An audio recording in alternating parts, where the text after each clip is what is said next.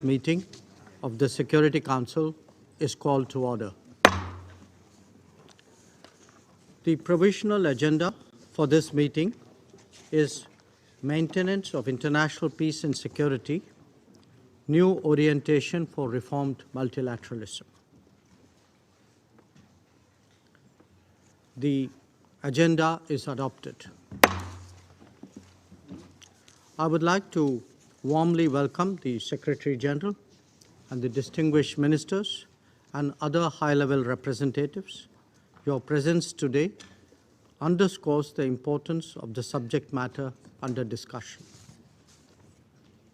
In accordance with Rule 37 of the Council's Provisional Rules of Procedure, I invite the representatives of Algeria, Argentina, Armenia, Australia, Austria, Azerbaijan, Bangladesh, Bulgaria, Chile, Cuba, Ecuador, Egypt, Estonia, Ethiopia, Georgia, Germany, Guatemala, Indonesia, the Islamic Republic of Iran, Italy, Japan, Kazakhstan, Kuwait, Latvia, Lebanon, Liechtenstein, Lithuania, Malta, Morocco, Nepal, Nigeria, Pakistan, the Philippines, Poland, Portugal, Qatar, the Republic of Korea, Romania, St. Vincent and the Grenadines, Singapore, Slovenia, South Africa, Spain, Switzerland, Thailand, Turkey, Ukraine, and Vietnam to participate in this meeting. It is so decided. In accordance with Rule 39 of the Council's Provisional Rules of Procedure, I invite His Excellency, Mr. Chaba Koroshi, President of the United Nations General Assembly, to participate in this meeting. It is so decided. The Security Council will now begin its consideration of Item 2 of the agenda. I wish to draw the attention of Council members to document S/2022/880, a letter dated 25 November 2022 from the Permanent Representative of India to the United Nations, addressed to the President of the Security Council, transmitting a concept paper on the item under consideration. I now give the floor to the Secretary General, His Excellency, Mr. Antonio Guterres. Mr. President, Excellencies, ladies and gentlemen, strengthening multilateralism to address today's global challenges has been my highest priority since assuming office as Secretary General. My report on our common agenda and the process it has initiated are aimed above all at reinvigorating multilateralism to deal with today's interconnected threats. Mr. President, even during the darkest periods of the Cold War, collective decision-making and continuous dialogue in the Security Council maintained a functioning, if imperfect, system of collective security. The international system created after the Second World War succeeded in preventing a military conflict between the major powers. States armed with nuclear weapons cooperated to cut their numbers, prevent proliferation, and avert a nuclear catastrophe. Peacemaking and peacekeeping by the United Nations helped to end conflicts, saving millions of lives. Notwithstanding this important progress, we are still grappling with many of the same challenges we have faced for 76 years. Interstate wars, limits to our peacekeeping ability, terrorism, and a divided collective security system. And at the same time, conflict has evolved dramatically. We have seen fundamental changes in how it's fought, by whom, and where. Lethal weapons are cheaper and more sophisticated than ever, and humankind has the capacity to annihilate itself entirely. The climate crisis, on the other way, is now contributing to conflict in a host of ways. The negative implications of digital technologies are proliferating. Misinformation and hate speech poison democratic debate and fuel social instability. Many elements of modern life are weaponized: cyberspace, supply chains, migration, information, trade and financial services, and investments. Frameworks for global cooperation have not kept pace with this evolution. Issues quickly become zero-sum and polarizing. Our toolbooks, norms, and approaches need upgrading. Mr. President, the UN 75th Declaration asked me to make concrete recommendations on a broad range of threats on land and at sea, in space and cyberspace. In response, as part of my report on our common agenda, I proposed a new agenda for peace, and I hope to submit this to Member States in 2023. The new agenda for peace will take a long view and a wide lens. It will speak to all Member States and address the full range of new and old security challenges that we face, local, national, regional, and international. It will examine ways to update our existing tools for mediation, peacekeeping, peacebuilding, and counterterrorism. And it will also look at new and emerging threats in less traditional domains, including cyberspace and outer space. The new agenda for peace will recognize the links between many forms of vulnerability, human rights, state fragility, and the outbreak of conflict. It's our opportunity to take stock and to change course. Because business as usual does not mean things will stay the same. In a world where the only certainty is uncertainty, it means things will almost certainly get far worse. The new agenda for peace will aim to address a host of tough questions. It will articulate a vision for the United Nations work in peace and security for a world in transition and a new era of geopolitical competition. It will set out a comprehensive approach to prevention, linking peace, sustainable development, climate action, and food security. It will consider how the United Nations adapts its peace and security instruments to an era of cyber threats, information warfare, and other forms of conflict. It will look to Member States for new frameworks to reinforce multilateral solutions and manage intense geopolitical competition. It will call for new norms, regulations, and accountability mechanisms to strengthen the multilateral system in areas where gaps have emerged. And it will consider how we can further engage with non-state actors, including the private sector and civil society, to meet the challenges of our day. The new agenda for peace will also consider how the UN's existing toolbox can be enhanced. The Black Sea Grain Initiative shows that the United Nations still has a unique and important role in brokering solutions to global challenges. We must build on and expand such innovative approaches. Our existing tools and operations also have enormous value and have contributed to saving many lives. We must do everything we can to invest in them and adapt them to new realities. Where they fail, it is often because they are asked to do the impossible. And I look forward to further discussions with Member States on this important process. Monsieur le Président.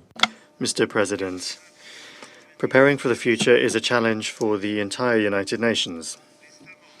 The Member States are working with determination to evolve the intergovernmental organs depending on the needs and realities of the present day, and I welcome the negotiations that have been taking place in the General Assembly since 2008. A majority of Member States are now conscious that the Security Council should be reformed to reflect contemporary geopolitical realities.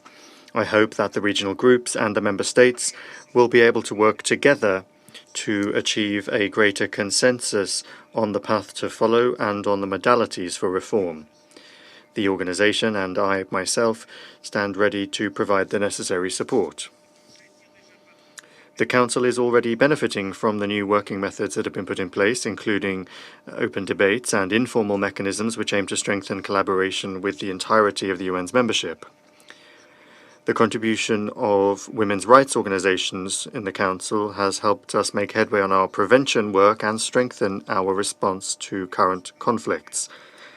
Consultations that are open to a broader range of stakeholders, including women's rights organizations and persons affected by conflict, displacement, and human rights violations, can only benefit the work, the influence, and the credibility of the Council.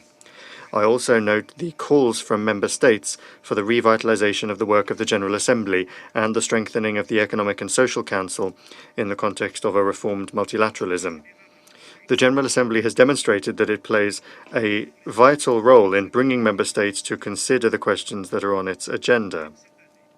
This year alone, it has adopted many important resolutions, including on the war in Ukraine, the right to a healthy environment, and the use of the veto by the members of this Council. Regarding any decision from member states aiming to rationalize the practices of the General Assembly, resolutions, the presentation of reports, the functioning of the committees, or to strengthen the work of the high-level week of the General Assembly, the Secretariat stands ready to provide its support. Regarding the Economic and Social Council, the proposed biennial summit between ECOSOC, the heads and state of government of the G20, the Secretary-General, and the international financial institutions would be an important step towards the better coordination of global governance and the creation of a global financial system that is adapted to today's world. Mr. President, the challenge to be overcome is clear. We have the opportunity and the obligation to remember the promise of the United Nations Charter to save succeeding generations from the scourge of war. We must keep this promise with the help of a revitalized, effective, representative, and inclusive multilateralism. Thank you. I thank the Secretary General for his briefing. I now give the floor to His Excellency, Mr. Chaba Kurush.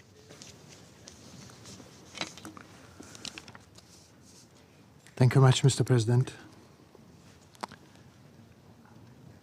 Mr. Secretary General, Excellencies, distinguished delegates, I thank Minister Jai Shankar and the Indian mission for organizing this critically important debate.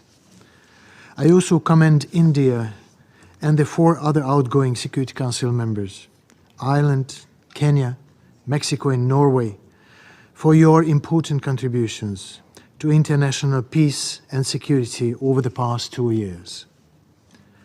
Mr. President, we are at a watershed moment for multilateralism, at a historic crossroad.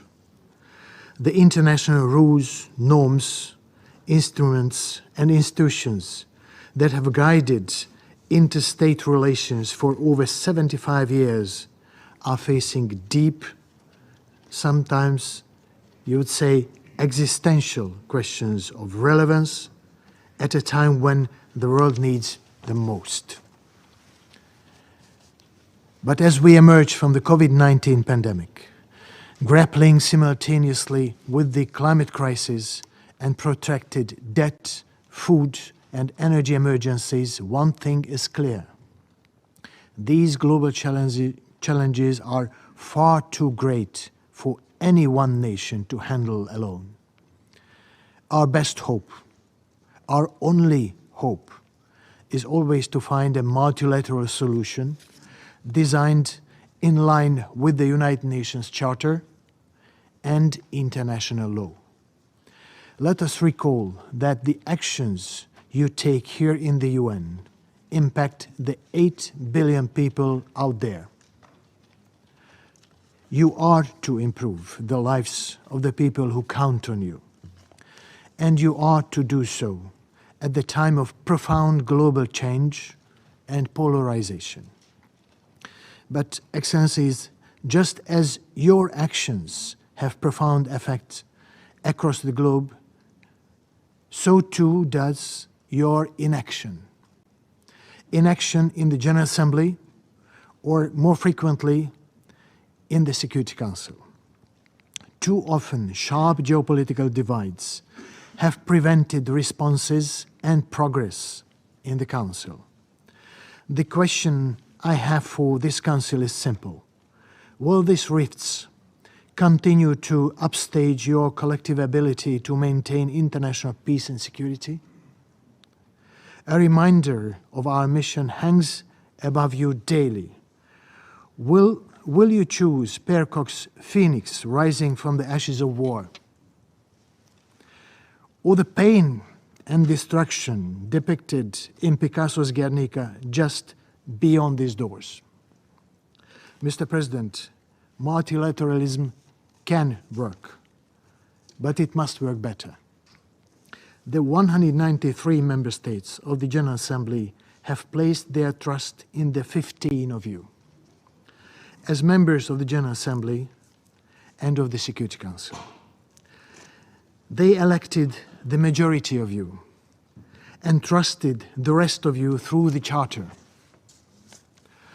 They expect each of you to act for the good of all, to uphold the UN Charter. You have done so in countless occasions. In doing so, you have saved countless lives. Just last week, you decided to establish a humanitarian exemption across UN sanctions regimes. This will have a direct impact on so many people living under dire conditions. Yet, there are examples of failed collective actions as well. And let me mention just one of those. As we approach 10 months of the war in Ukraine, not a single Council resolution has been adopted to mitigate the exact type of crisis the UN was created to prevent. Excellencies, for the UN to reinforce its relevance, its raison d'être, it must deliver solutions for the end users, for all of the 8,000 million of them. The people we serve do not really organize their lives into boxes labeled human rights, development, or peace.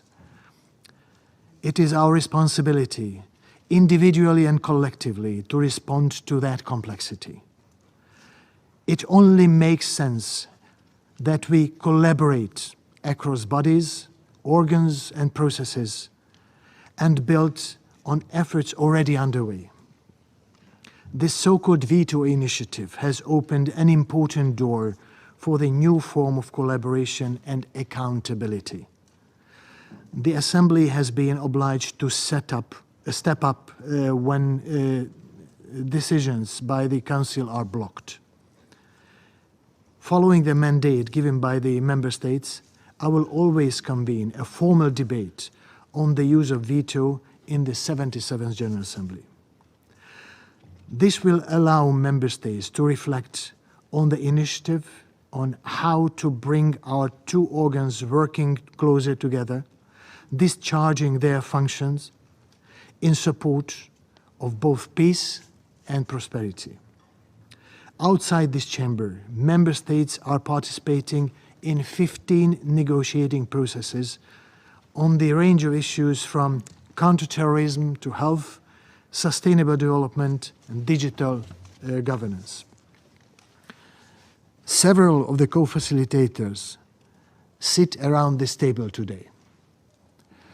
One of those processes is the intergovernmental negotiations on Security Council reform, with the participation of all 193 member states.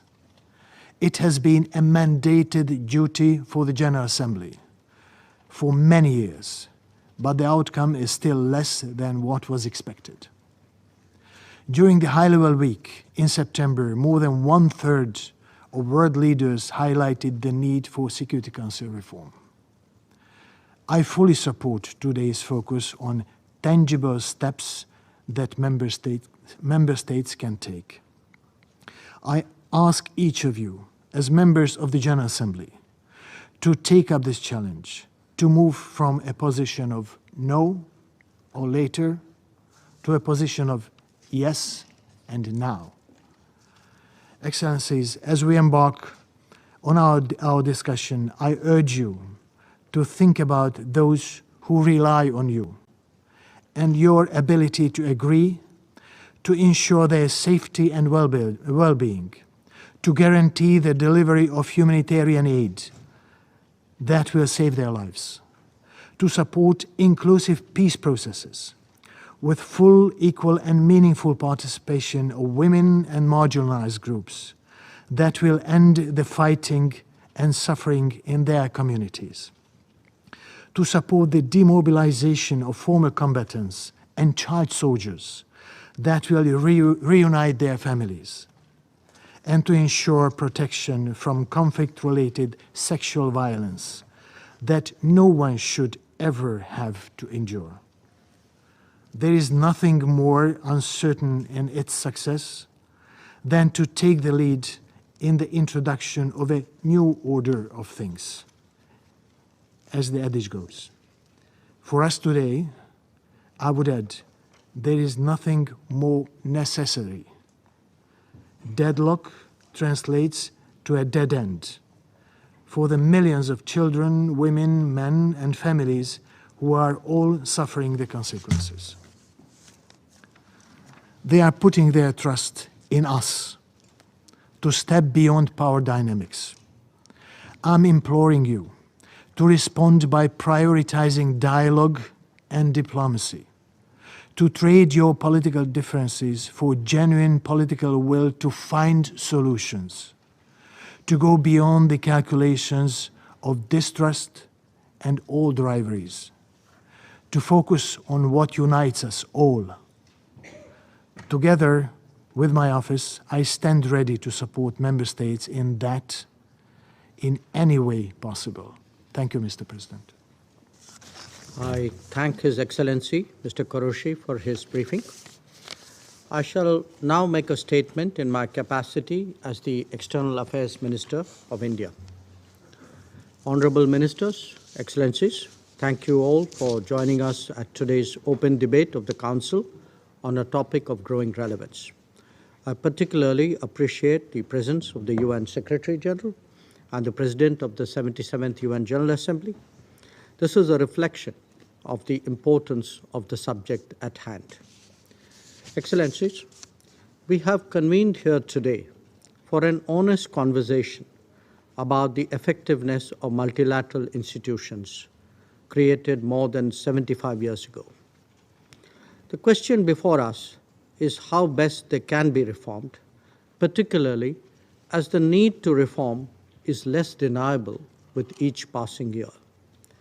This debate and its outcome will not only help determine what kind of United Nations we wish to see, but also what kind of global order that best reflects contemporary realities.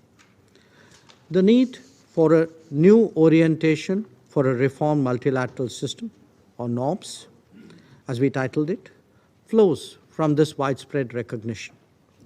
While the matter concerns the fullest constituency of member states, the Security Council too has an important stake in the consideration of this crucial question, because at the end of the day, it has direct implications for maintaining international peace and security. And it is in the fitness of things that such a discussion takes place as an open debate. All of us are aware that the question of equitable representation on and increase in the membership of the Security Council has been on the UNGA agenda for well over 3 decades. While the debate on reforms has meandered aimlessly, the real world, meanwhile, has changed dramatically. We see that in terms of economic prosperity, technology capabilities, political influence, and developmental progress. The broad dispersal of capabilities and responsibilities has been expressed, for example, in the emergence of the G20. That realization is now steadily percolating through the wider membership of the UN. At the 77th UNGA, we were all witness to a growing sentiment in favor of reform. Our challenge is to translate that into concrete outcomes. The call for change has been accelerated by growing stresses on the international system that we have experienced in recent years. On the one hand, they have brought out the inequities and the inadequacies of the way the world currently functions. On the other, they have also highlighted that a larger and deeper collaboration is necessary to find solutions. Let me give a few examples. During the COVID pandemic, many vulnerable nations of the global south got their first vaccines from beyond their traditional sources. Indeed, the diversification of the global production was itself a recognition of how much the old order had changed.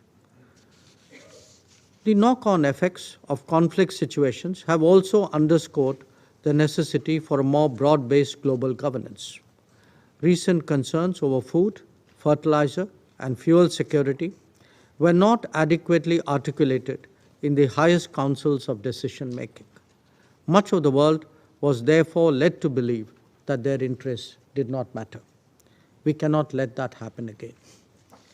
When it comes to climate action and climate justice, the state of affairs is no better. Instead of addressing the relevant issues in the appropriate forum, we have seen attempts at distraction and diversion. On the challenge of terrorism, even as the world is coming together with a more collective response, multilateral platforms are being misused to justify and protect perpetrators. Each one of these examples makes a strong case why it should not be business as usual in the multilateral domain. We not only need to increase stakeholdership, but also enhance the effectiveness and credibility of multilateralism in the eyes of the international community and in the eyes of global public opinion. That is the purpose of NOBS. Excellencies, if this is to happen, member states from Latin America, Africa, Asia, and small island developing states should have credible and continuing representation in the Security Council. Decisions about the future can no longer be taken without their participation. Equally important is to make working methods and processes of the global institutions, including this Council, more accountable, objective, and transparent. Failing to do so would only lend this Council to charges of politicization. Excellencies, let us recall that at every milestone in multilateral diplomacy, the sentiment for reform has been expressed at the highest levels. This ranges from the Millennium Declaration to the World Summit of 2005 and the 75th anniversary declaration of the UN in 2020. This year too, the UNGA heard calls from more than 70 leaders, more than double the number of 2021. Why then are we failing to deliver on such a strong desire for change? The answer lies in the nature of the IGN process itself. One, it is the only one in the United Nations that is conducted without any time frame. Two, it is also singular in being negotiated without any text. And three, there is no record keeping that allows progress to be recognized and carried forward. Not just that, there are actually suggestions that negotiations start only when consensus has been achieved. Surely, we cannot have a more extreme case of putting the cart before the horse. 3 decades since the formation of the open-ended working group on UNSC reforms, we have nothing to show for precisely these reasons. This is creating an intense sense of frustration among the wider membership. Attempts to propose piecemeal changes will not be accepted by them as an alternative. Excellencies, the UN Secretary General has rightly called for, I quote, transforming this moment of crisis into a moment of multilateralism, unquote. But that moment must capture this sense of change and not remain a prisoner of the past. After all, our common agenda and the summit of the future will only deliver results if they respond to the growing calls for reform multilateralism. Reform is the need of the day, and I am confident that the Global South especially shares India's determination to persevere. I thank you, and I now resume my duties as a chair. I resume my function as the President of the Council. I now give the floor to Her Excellency, Ms. Noura bint Mohammed Al-Kabi, Cabinet Member and Minister of Culture and Youth of the United Arab Emirates. Mr. President, at the outset, I would like to thank India for organizing this open debate, and I am grateful to the Secretary General, Mr. Antonio Guterres, and the President of the General Assembly, Mr. Shaba Qureshi, for their briefings. Allow me to also congratulate you and the Indian mission on a very successful 8th term on the Security Council. Your voice in this chamber is necessary, and the United Arab Emirates reiterates its endorsement of India's bid for permanent membership of a reformed Security Council. Mr. President, since 1945, multilateral system anchored in the United Nations and based on international law has evolved into a large and complex architecture To multilateralism's great credit, our institutions and responses have adapted and expanded over time to address humanity's emerging needs. Yet, any survey of the global landscape reveals the widening gap between the aspirations of multilateralism and contemporary reality. To begin addressing the disconnect, reform must adapt the multilateral system to three fundamental dynamics. First, the Global South is severely disadvantaged in multilateral governance. That is particularly stark here in the most consensual UN organ for maintaining international peace and security. The Security Council structure is not reflective of geopolitical reality or the international community's diversity. As a result, the Arab world and Africa, the regions with the most at stake in the Council's agenda, are still disenfranchised in both categories of membership. The same applies to the Bretton Woods institutions, where an outdated formula to determine voting shares preserve a deeply unrepresentative governance structure, creating a situation where the developing world's two largest economies are profoundly underrepresented. Second, rising geopolitical tensions threaten cooperation on pressing global challenges. Inherent in the founding vision of the Council is a notion that pervades the entire multilateral system. Regular interaction, and for the major powers, a privileged position, would incentivize peaceful and sustained international cooperation. However, escalating polarization is increasingly disrupting critical multilateral process. Here in the Council, for example, consensus is becoming more difficult around issues that usually produce unanimity, such as vital mandate renewals for peace operations. Likewise, coordination within international financial institutions is suffering, including with regards to multilateral action on the on the $2.5 trillion debt crisis looming over the global South. Third, middle powers, developing countries, and smaller states are increasingly stepping up to ensure continued multilateral dialogue and progress. That was evident in the G20 summit in Bali, Turkey's work with the Secretary General on the Black Sea Grain Initiative, and at the COP27 in Egypt, particularly with the historic inclusion of loss and damage as an agenda item. Similarly, in recent years, elected members of this body have assumed greater responsibility for drafting and negotiating outcomes documents that has helped break deadlock and produced more inclusive and responsive text and some landmark Council decisions. As the UAE minister responsible for our efforts on the protection of cultural heritage and conflict, I am especially grateful to Italy for its partnership with France on Resolution 2347. Mr. President, the multilateral system is an extraordinary achievement. When the Nobel Committee awarded Kofi Annan and the UN the Peace Prize in 2001, it explained the delay by confessing the UN could have won the award so often that in the end it never did. In many parts of the world, it has restored peace, rebuilt societies, eradicated disease, and fought hunger. That is only part of what we lose by not committing to meaningful change. Invariably, the starting point for reform is equitable representation and decision-making and norm setting, but it is just a starting point. Beyond that, multilateralism must adapt to a world where non-state actors influence global processes. Climate change, the pandemic, food insecurity, and the debt crisis all underscore the need for more public-private partnership. Likewise, civil society organizations reinforce multilateral action around the world with vital work, for example, in the Mosul, where the UAE is partnering with UNESCO to restore cultural heritage. I witnessed firsthand just how dependent reconciliation and peace building are on civil society.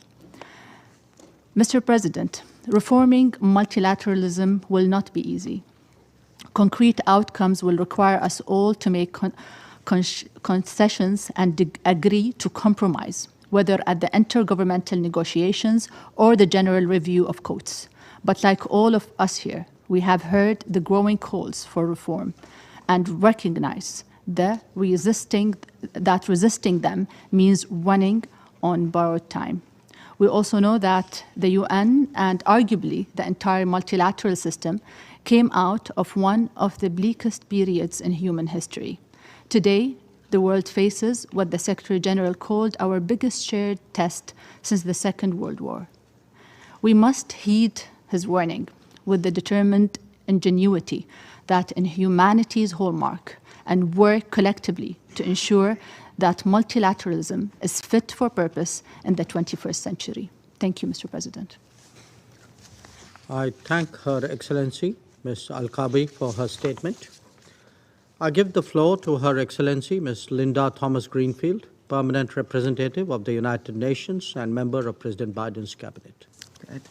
Thank you very much, Minister Jaishankar, and thank you for choosing to focus on the future of multilateralism and the importance of UN reform during your presidency. I'd like to welcome you here in India's last month on the Council and congratulate India for a successful 2-year tenure on the Council.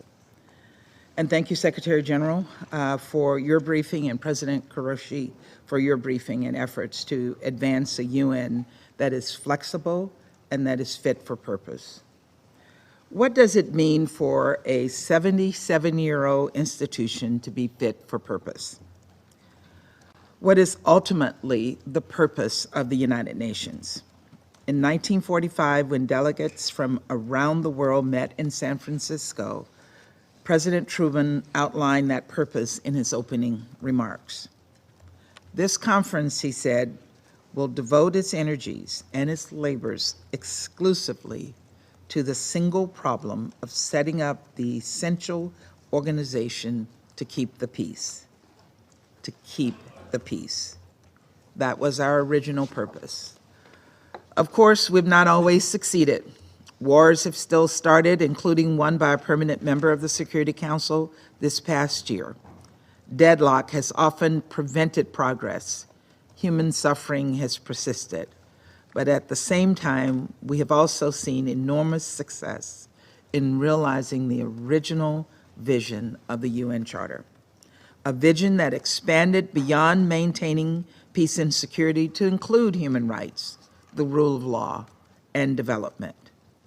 Together, we have curtailed nuclear proliferation.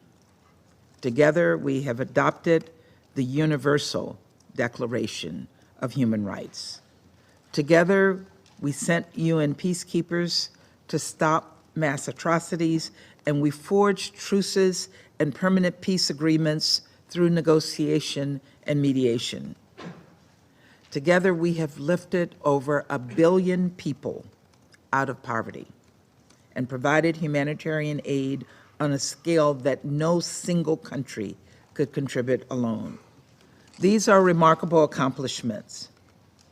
But with the state of the world today, they cannot leave us satisfied. We have to contain climate change, eliminate the COVID-19 pandemic, and end the global hunger crisis. We have to defend human rights, improve humanitarian efforts, address persistent pandemics, prevent the next pandemic, and most important of all, defend the UN Charter and hold those who seek to undermine it accountable. To do this, the United States believes we can and must advance an affirmative agenda for the future of the United Nations. Our hope is to build consensus around a future we collectively seek, a future where we all uphold the UN Charter, a future where we solve the consequential global challenges of our time, like food security, global health threats, extreme poverty, sustainable development, and conflict mediation. A future where we safeguard our shared interconnected resources. A future where we champion universal respect for human rights. To see this future, we need to strengthen the United Nations. So the United States is pursuing a UN modernization agenda consistent with this vision, one that includes Security Council reform. That is why, during a visit to the UN's birthplace in San Francisco, I laid out our 6 clear principles of responsible behavior for Security Council members, including our commitment to refrain from the use of the veto except in rare and extraordinary circumstances.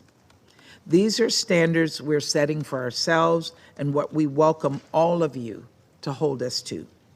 It's why we were proud to co-sponsor an initiative by a group of forward-leaning countries, spearheaded by Liechtenstein, that requires the General Assembly to convene a meeting after any veto has been cast.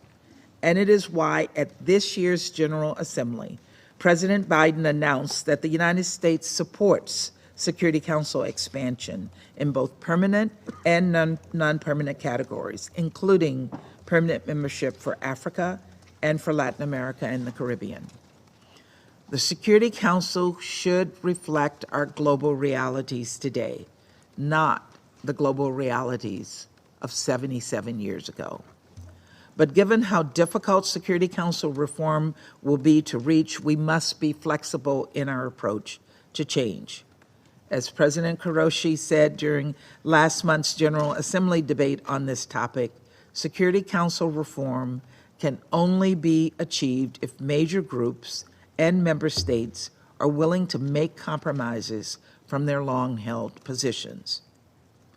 As you know, I have begun a series of wide-ranging consultations with member states, regional blocs, and reform groups to discuss both expansion proposals and other ways to make the Council more effective, transparent, and inclusive.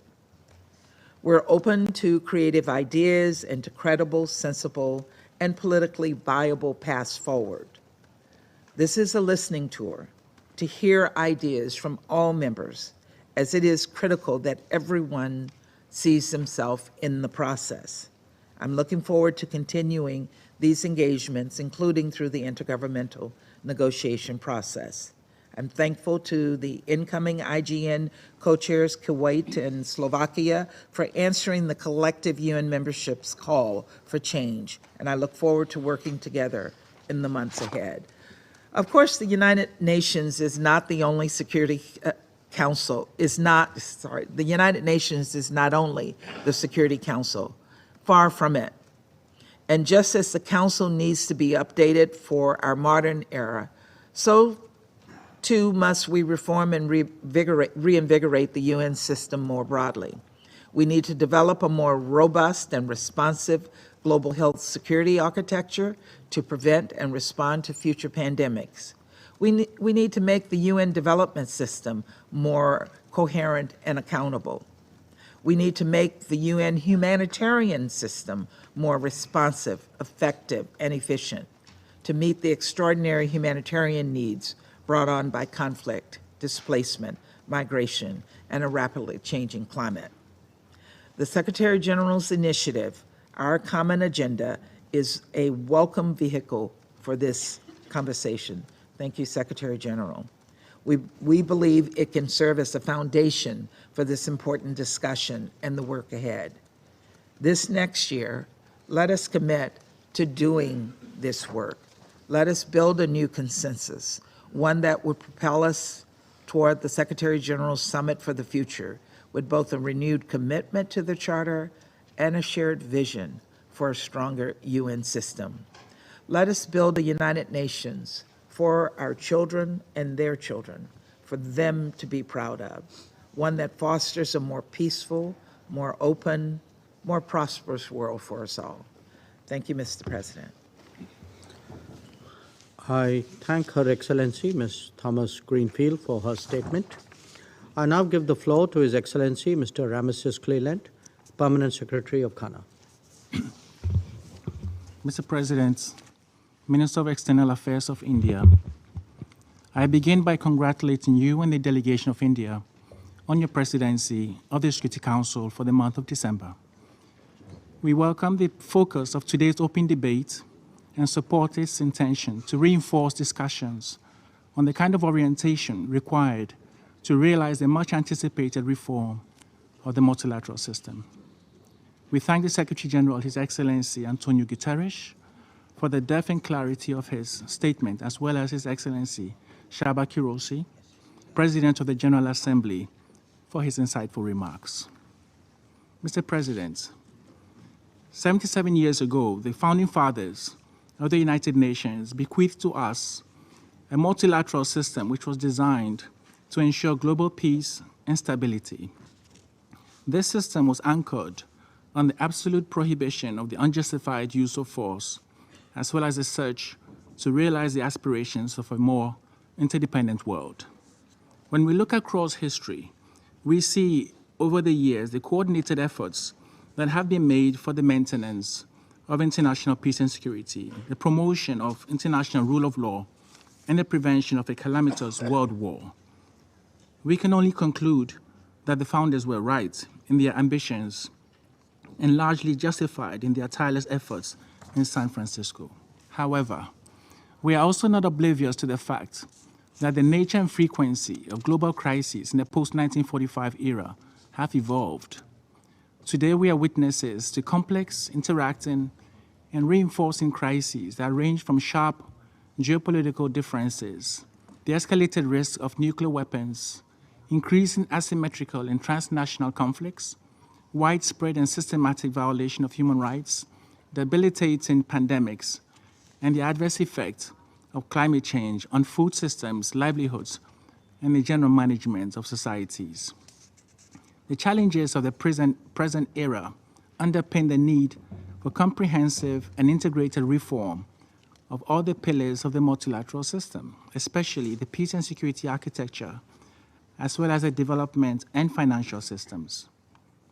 We will indeed be remiss if we should lose sight of the fact that inadequacies in one pillar will certainly have consequences for the overall effective functioning of the multilateral system. Mr. President, while reforms in themselves are not an end in themselves, they are often necessary catalysts for calibrating a better approach to collectively realize the objectives we seek. It is therefore not surprising that over the 3 decades of frustrating discussions on the reform of the United Nations Security Council, there have been several calls for global solidarity to ensure an early reform of this noble institution. The most notable recent call was that made by our heads of state and governments in the 75th anniversary political declaration for us to instill new life into the reform process of the Security Council under the aegis of the intergovernmental negotiations process. In recalling the convergence of this global aspiration, we also reiterate the call by President Nana Addo Dankwa Akufo-Addo to this council a few weeks ago on the need, I quote, to revisit the vexed issue of the reform of the United Nations system, especially the Security Council, and to do so on the basis of the African Common Position on UN reform as enunciated in the Azowini Consensus. If indeed the authority of this council, which in recent times appears to have been devalued because of its anachronistic structure, is to be restored. End of quotes. Ghana believes that the conversations around the reform of the Security Council must necessarily be underpinned by the imperatives of Africa's arguments, which is the only continent without a permanent membership of this council. The historical injustice to the 54 member states of Africa, with a population of more than 1.3 billion and a combined economy in excess of $3.5 trillion must be prioritized. Africa, like all those that hold permanent membership of this council, while even under colonial domination, played a veritable role in the successful end of the Second World War in resources and the several lives sacrificed. We are encouraged by the positive statements by several world leaders at the recent high-level week of the General Assembly and urge that the process of reform must yield real changes to the structure and practices of the Council across the 5 clusters of reform under discussion in the IGN process in an effort to make it innovative in its approach. We also welcome the Secretary General's report on our common agenda, including a new agenda for peace. And we believe a good faith engagement by member states on these proposals could help bring about a new orientation in the nation focus of the peace architecture. It is important that a reformed Security Council aspires to operate differently, and we must avoid putting old wine in new wineskins and vice versa. Mr. President, there were many assumptions underpinning the multilateral system, which today do not hold. In seeking new orientations for a reformed multilateralism, therefore, we should be cognizant of the assumptions we establish as basis for reforms. In this regard, we need to acknowledge that the challenges of today are beyond the reach of any few powerful countries to resolve. It requires a shared responsibility and a common understanding for their resolution. We therefore believe that the General Assembly, which is the most representative organ of the UN, should be made to find new space in the reform agenda, and regional arrangements which were envisaged under Chapter 8 of the Charter as effective collaborators of the collective security mechanism would need to be worked with more closely than ever before. For instance, we cannot attempt any legitimate resolution of terrorism on the African continent without the collaboration of institutions of the African Union and regional economic communities such as ECOWAS. Also, emerging threats and a clarified understanding of the impact of other crises on peace and security imply that a reformed multilateralism would need to embrace an integrated approach to peace and security that accommodates the linkages from climate change, global public health emergencies, and financial meltdowns. Furthermore, a renewed multilateral system should take into consideration several of the international developmental institutions and processes outside the UN, including the Bretton Woods institutions that are failing to adequately respond to the pressing needs of the peoples of the world, especially those of the developing world. When there is a global financial and food crisis, as we are presently experiencing, it should be expected that further down the road, there would be greater manifestations of socio-political instability, diminished capacity for conflict management, and further conflicts. Mr. President, in concluding, therefore, Ghana believes that a holistic renewal of multilateralism characterized by the inclusion of new concepts across the pillars of the work of the United Nations is necessary to get us much closer to having multilateralism work for all and not only for a few. Time is not on our side, and we need to act now. I thank you. I thank His Excellency, Mr. Cleland, for his statement. I now give the floor to the representative of Brazil. Your Excellency, Minister Jaishankar, President of the Security Council, distinguished President of the General Assembly, Secretary General, Ministers, Excellencies, colleagues. I would like to start by commending India for organizing this very timely high-level debate, and the President of the General Assembly and the Secretary General for their instigating remarks. Mr. President, Minister Carlos França has asked me to convey to you his deep regrets at not being present at this debate, as was his intention, for Brazil attaches the highest importance to our subject matter today. Mr. President, the post-war global governance structure was created in an entirely different international context than that which we face today. Equally challenging and complex, but very, very distinct. The crises we have been facing and may yet face in the not-too-distant future, whether related to health, climate, economic and trade issues, or peace and security, have clearly demonstrated that the world has changed at a much faster pace than multilaterally agreed norms and rules, as well as the governance structures of multilateral institutions responsible for negotiating solutions and setting these rules. As a result, the international community remains unable to provide timely and effective coordinated solutions to old and new challenges that affect us. So much so that we begin to lose the confidence of our peoples, and indeed, the entire fabric of multilateralism seems to be unraveling. There seems to be widespread agreement that we are facing crises on multiple fronts, and that the consensus, and yet the consensus that none of these issues can be truly overcome by one nation or even in small groups, lives side by side with the slow but steady fragmentation of the multilateral order and growing lack of credibility of the post-war international regimes. The development gap between nations needs to be at the center stage of international governance if we want to address the root causes of many of the interconnected problems the world faces today. Discussions in the Security Council clearly show that poverty and inequality within and between nations are intrinsically linked to conflicts. In this regard, we could devote more time to discussing the linkages between poverty, inequality, and conflict on an equal footing with other emerging challenges that have captured the Council's attention in the last years. The conflict in Ukraine reignited old disputes and brought the world once again to the brink of a disaster. The deadlock in the Security Council and the spillover effect that the conflict had in other multilateral forums, some of them unrelated to the situation itself, played a destabilizing effect over the institutions we rely on to uphold the principles we share.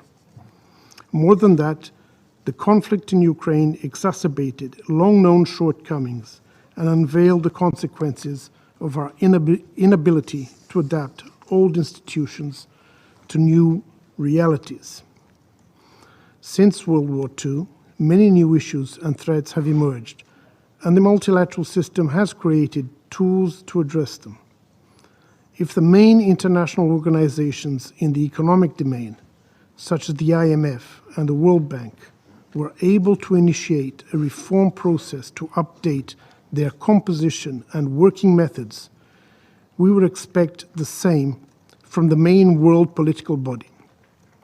It is shocking that entire regions are excluded from the Security Council's central decision-making processes, with the complete absence of Africa and Latin America and the Caribbean among permanent members. Although reform is needed on many fronts, peace and security is an area of particular concern. This is where reform talks are completely stalled, despite the blatant inadequacy of the current structure of the United Nations Security Council. Excuse me. While world governance has become increasingly more complex and challenges more serious, the reform of the Security Council has become only more urgent and essential to make the body more representative, legitimate, and effective. Sadly, we have already started to bear the consequences of our inaction. An instrument designed according to the interests of 20th century powers to solve 20th century problems, the Security Council is no longer fit for purpose.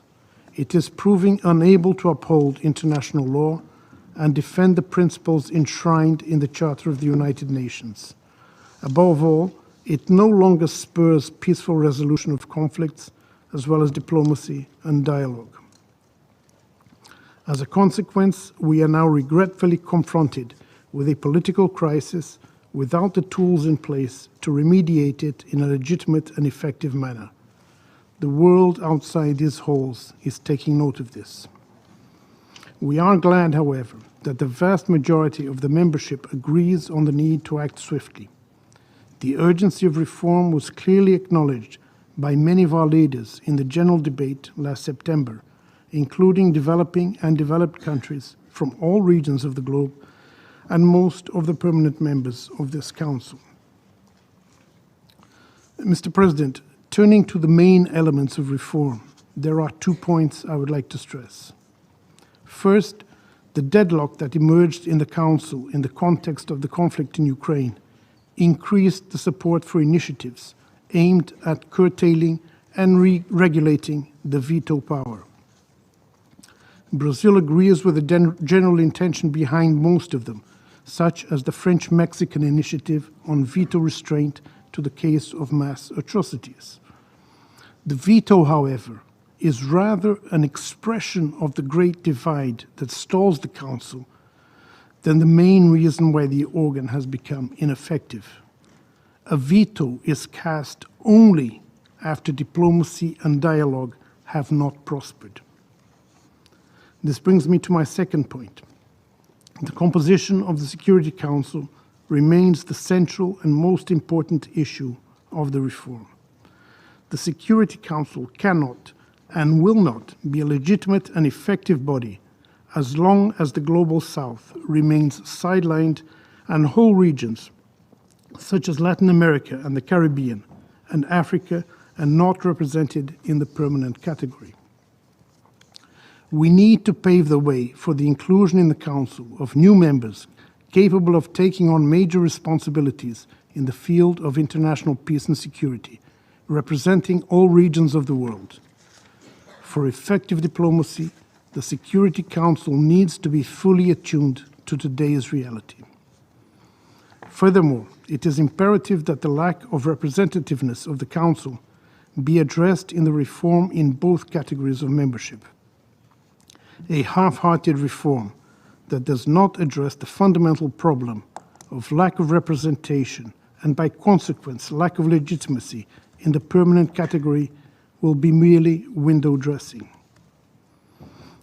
Besides the composition itself, it is imperative to make progress in the discussions related to the Council's working methods, with a view to bringing more transparency and accountability to its activities.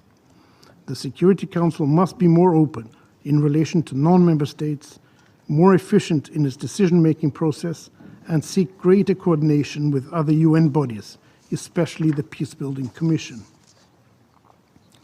Mr. President, the international system is at a critical juncture, facing a multifaceted crisis, while its central body in the field of peace and security seems unequipped to provide us with answers and solutions. The Council should be much more than a forum for mutual accusations or a stage to entertain a specific audience. Reform is needed so that the Council becomes once again a forum for constant dialogue and diplomacy, an organ where mutually agreed compromises are found and tensions subside. We take this opportunity to express our disappointment with the fact that the Security Council reform is not mentioned in the proposals concerning a new agenda for peace proposed in the report Our Common Agenda. Brazil firmly believes that any agenda for peace that does not include the UN Security Council reform cannot be considered new. The formulation of a new agenda for peace must include a profound discussion on how to relaunch the discussions beyond the IGN format, which has run its course. Let us finally go for the high-hanging fruit.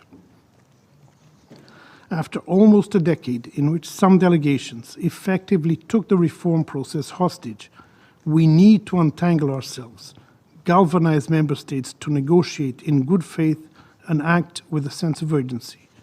Too much is at risk, and therefore we all need to rise to the occasion. In the current circumstance, more of the same has become irresponsible at best. If we fail to advance reform in a timely fashion, the entire multilateral architecture constructed at the end of World War II will be in peril. I thank you, Mr. President. I thank the representative of Brazil for his statement. I now give the floor to the representative of Ireland.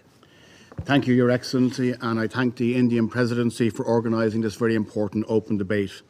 I also thank the Secretary-General and the President of the General Assembly for their briefings today and for their participation. Mr. President, just last week we marked the 100th anniversary of an independent Irish state. One of its first acts was to seek membership of the League of Nations. Ever since, Ireland has remained steadfast in its commitment to multilateralism, and we believe it remains essential to address the global challenges of today. To sit at this table with the mandate of election by the General Assembly is both a great honour and a great privilege. And those of us lucky enough to do so should be frank enough, honest enough to admit that today multilateralism is struggling. Here in this chamber, charged with the critical mandate to maintain international peace and security, too often we are unable to rise to that challenge. During the last 2 years of our term, we have seen Russia's invasion of Ukraine in clear violation of the UN Charter, a vetoed climate and security resolution, continued resistance to the Women, Peace and Security agenda, and no progress on realising a two-state solution to the Israeli-Palestinian conflict, despite monthly discussions on this issue. There is therefore much room for improvement. Madam President, I would like to make 3 points. My first is that multilateral institutions and the rules and norms that underpin them must evolve to face the realities of today. Reform is never easy, but where there is political will, we have seen that it is achievable. In April, we were pleased to be part of the core group of states led by Liechtenstein, which brought the veto initiative to the General Assembly. The adoption of that resolution was a significant step towards increased scrutiny of veto use and indeed of this Council. Last month in Dublin, the political declaration on strengthening the protection of civilians from the humanitarian consequences arising from the use of explosive weapons in populated areas, known as EWIPA, was adopted by 83 states. The declaration is an important new instrument that will help to protect civilians from explosive weapons. And just last week, the Security Council adopted Resolution 2664, which will help to ensure that humanitarians can continue their vital work without fear of inadvertently falling foul of UN sanctions regimes. There are many other examples, but the lesson for this Council is clear. When we cooperate, when we act in good faith, progress is possible, reform is possible, and new norms can be established. Secondly, the Security Council itself is long overdue reform. This Council, as other speakers have said, simply does not reflect the world of today. Ireland has worked in close partnership with our African colleagues and our African partners on the Security Council. The historic and unjust underrepresentation of Africa on this Council must be addressed. Those that are most often the subject of Security Council discussions must have a meaningful representative say at this table. But a more representative Council will not be enough. We must also change how the Council takes decisions. Russia's illegal invasion of Ukraine is an affront to the principles on which this organisation was built. It is a violation of international law and the UN Charter, the very foundations of multilateralism. But as in so many other cases, the Security Council has been unable to respond to this outrage due to the use or threat of the veto. This cannot continue.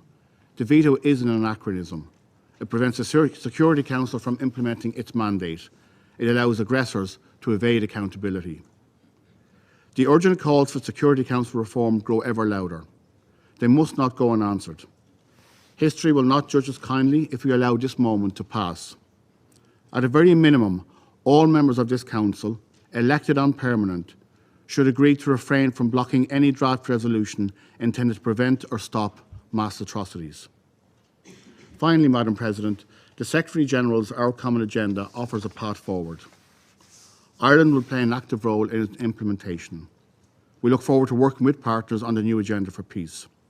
And we also look forward to supporting efforts to get back on track towards sustainable development, notably by co-facilitating negotiations for the outcome of the SDG Summit next September. Ultimately, however, reforms alone will not make multilateralism work. The responsibility rests with us, the Member States. Ireland will finish its term on the Security Council at the end of this month.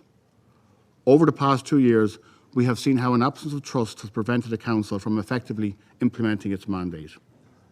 If Council members, and the permanent members in particular, deeply distrust each other, this body cannot hope to meet the immense challenges it faces.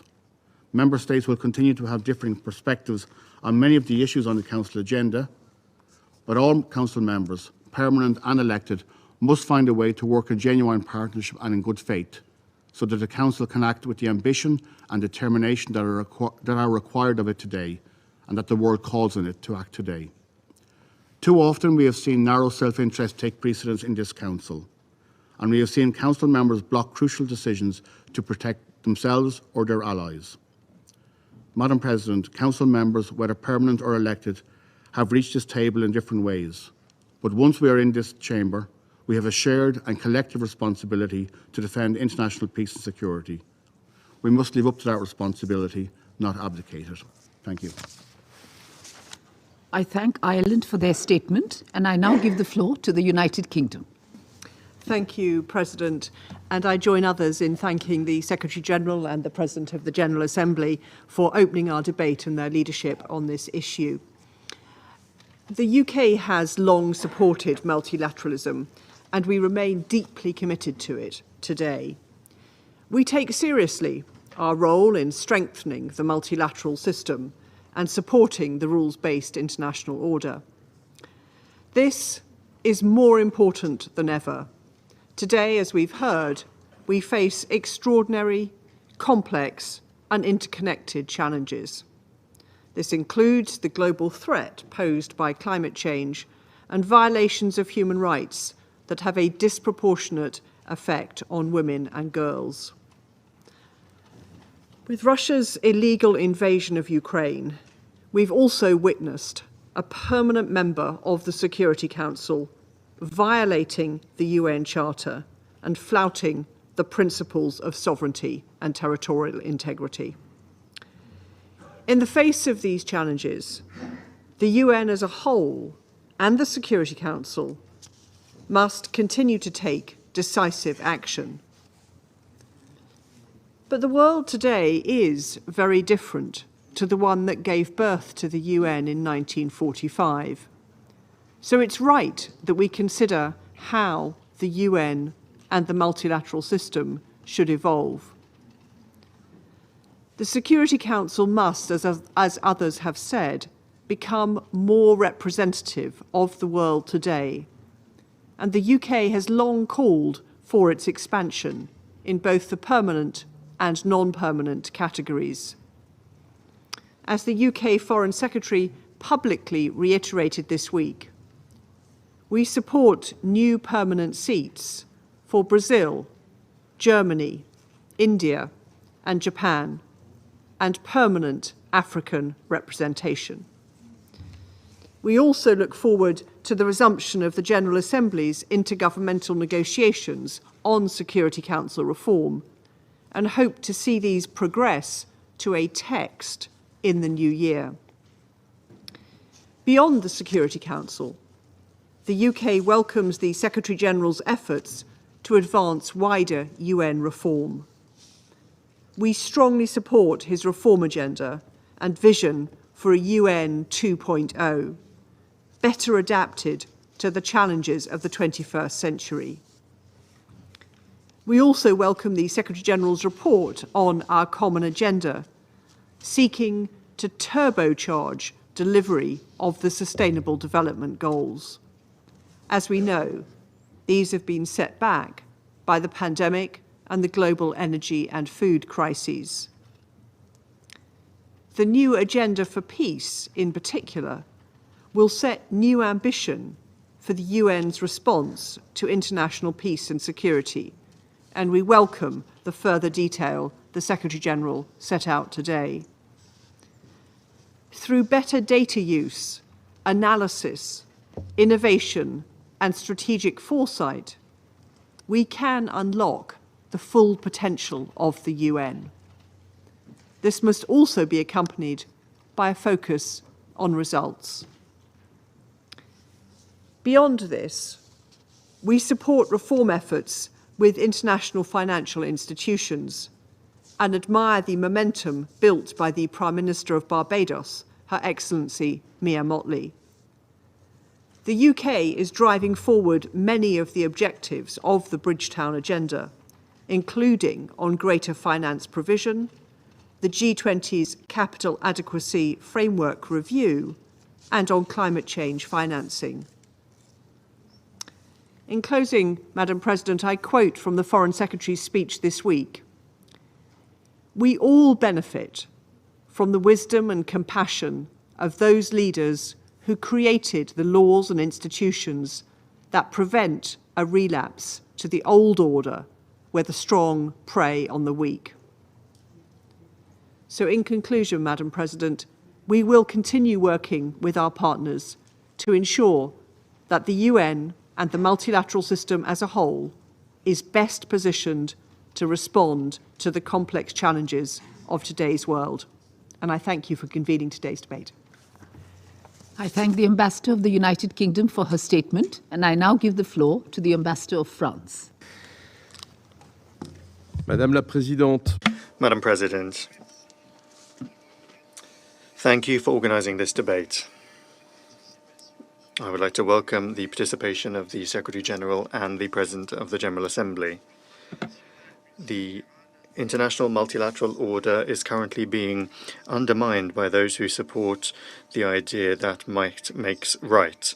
The idea that an international system based on rules is the best way to guarantee our security and our prosperity is no longer obvious to everyone. The challenges that the international system faces, nevertheless, require collective responses.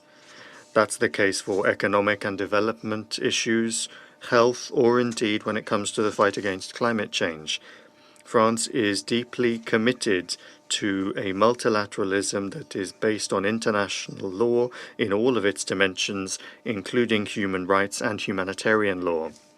This is the best response to these common challenges. The reform of multilateralism, of course, also involves revitalizing the General Assembly,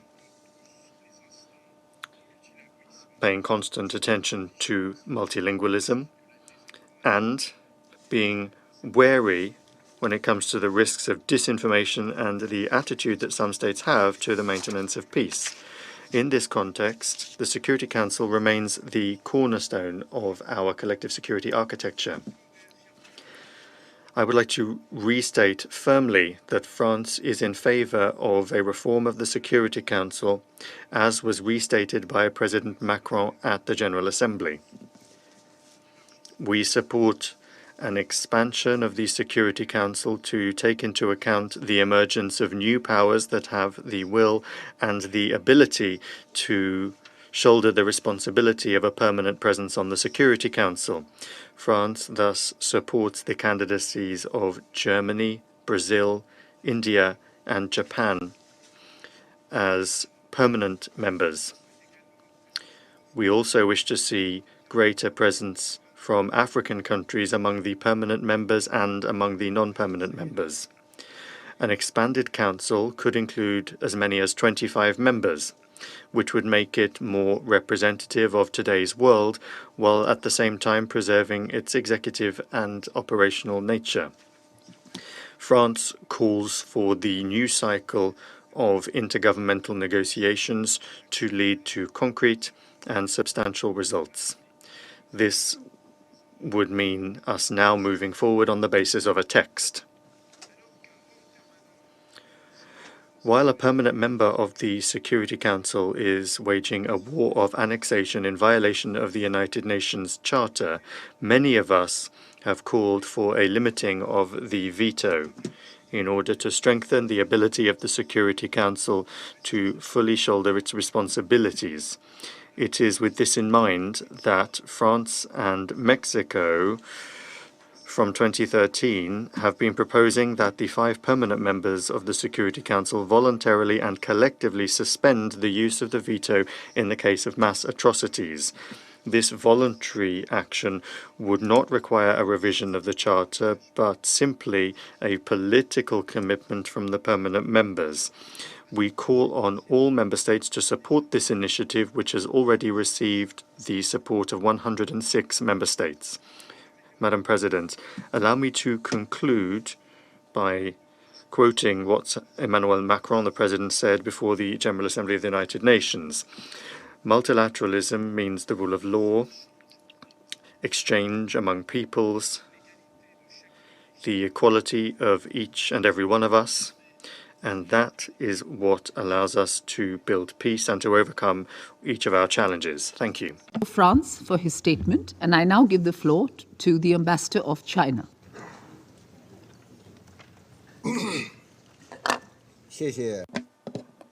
Thank you, Madam President. Madam President, The world today is undergoing major changes unseen in a century, and the world economy, international security, geopolitics, energy, environment, and global governance are all facing daunting challenges. The international system with the UN at its core is both carrying higher expectations and facing unprecedented pressure. How can multilateral mechanisms better tackle threats and challenges? And what direction should multilateralism take? These are questions on the minds of all those who care about the well-being and the future of the humanity.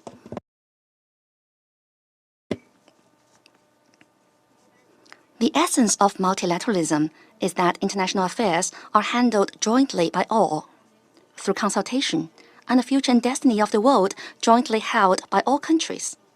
First of all, we must see that the world is facing various challenges today.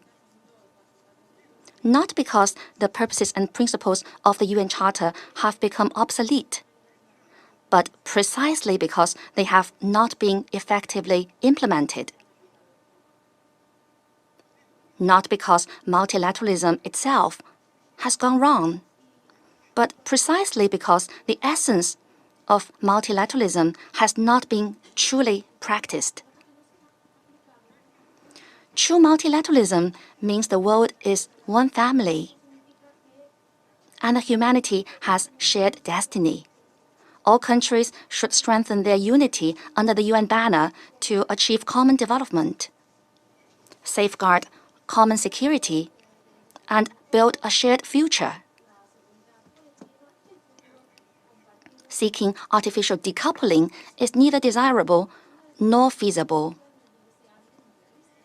Drawing lines based on ideology and forming camps and exclusive small circles targeting at certain countries run counter to the spirit of multilateralism and will only push the world toward division and confrontation. True multilateralism means maintaining the international system with the UN at its core, safeguarding the international order based on international law, and defending the basic norms of international relations based on the purposes and principles of the UN Charter. International rules should be based on international law and formulated by all, rather than unilaterally developed by a few and imposed upon the international community. Not to mention exceptionalism and double standards. The so-called rule-based international order is ambiguous and does not represent the common will of the international community. True multilateralism means acting together to achieve win-win cooperation. The UN should proceed from the common challenges and give priority to the implementation of the 2030 Agenda for Sustainable Development, so as to ensure that all countries, in particular developing countries, benefit fairly from multilateral cooperation. The UN should be a platform for dialogue and cooperation, and no country should base its policy toward the UN on strategic gaming or unilaterally seek monopoly at the cost of other countries' interests. China has always firmly upheld and practiced multilateralism during its presidency of the Council last May. China proposed convening a high-level council meeting on safeguarding multilateralism and the international system with the UN at its core to promote the reaffirmation of all parties' commitment to multilateralism and to build consensus on the use of multilateralism to tackle pressing global problems and to ensure a greater role of the UN and the Security Council in international affairs. Not long ago, when meeting with Secretary General Guterres, President Xi Jinping highlighted that China would continue to uphold genuine multilateralism and firmly support the work of the UN. Madam President, The Security Council is at the core of the UN collective security system and an important platform for translating the ideas of multilateralism into actions. Under the current situation, it is shared expectation of the general membership for the Council to better perform its mandate entrusted to it by the UN Charter. In this connection, China would like to share a few observations. First, to improve the unity and cooperation of the Council. No matter how big the differences are, Council members should respect each other, adhere to dialogue and consultations, accommodate each other's concerns to the greatest extent possible, and avoid stoking division and confrontation.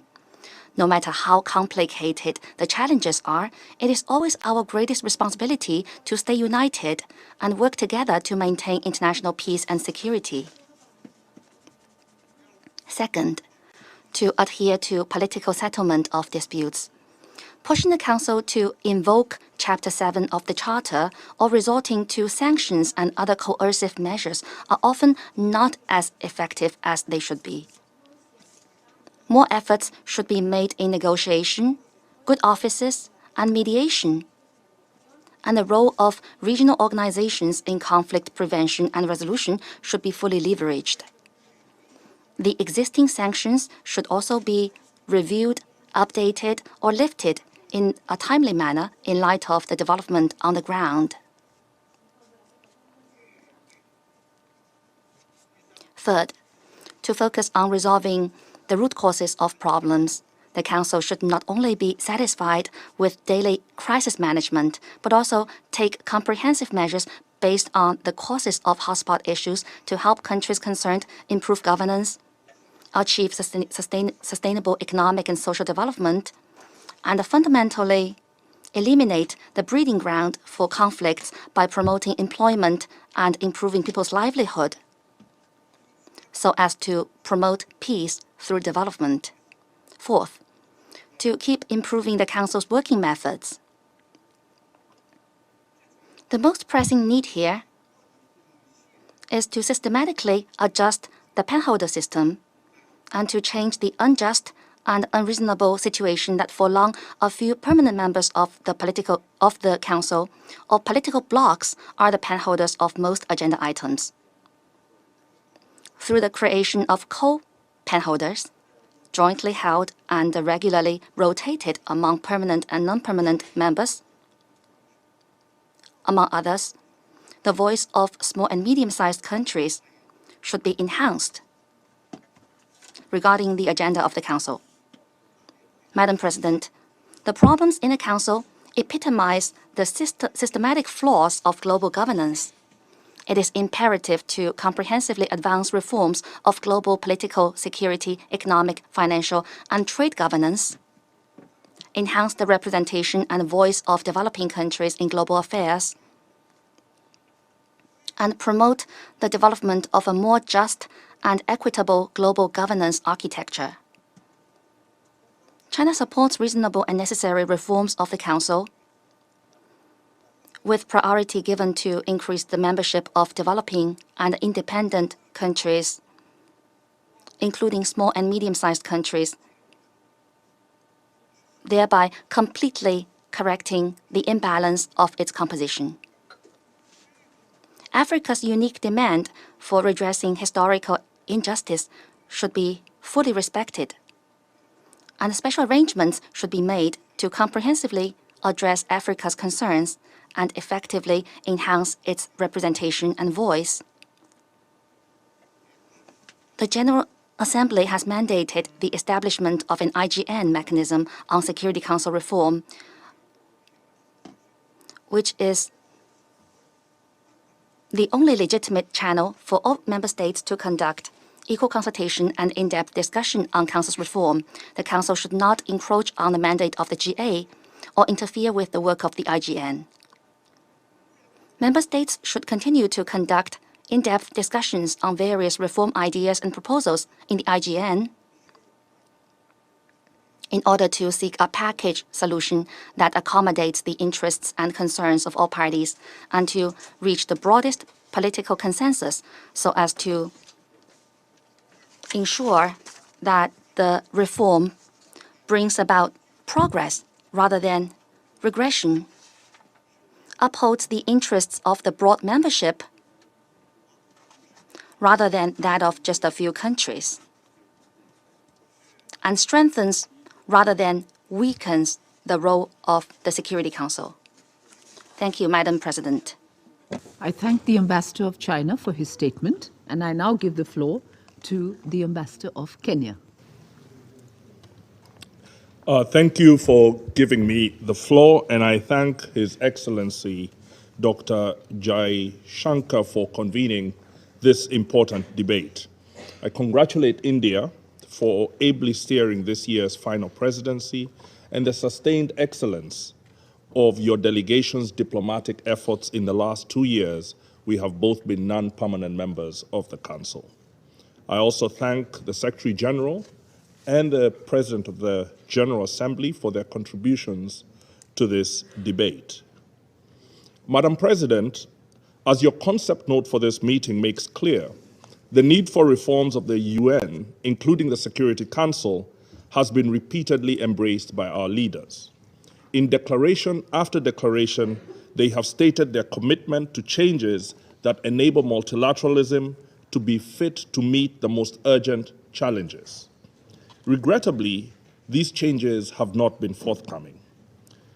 There are many different reasons for our lethargy and even resistance to change. But most important among them is the defense of the present global balance of power as reflected in our institutional arrangements. And that balance, or rather imbalance, between states and peoples is often the very cause or an important driver of the challenges that we need to solve.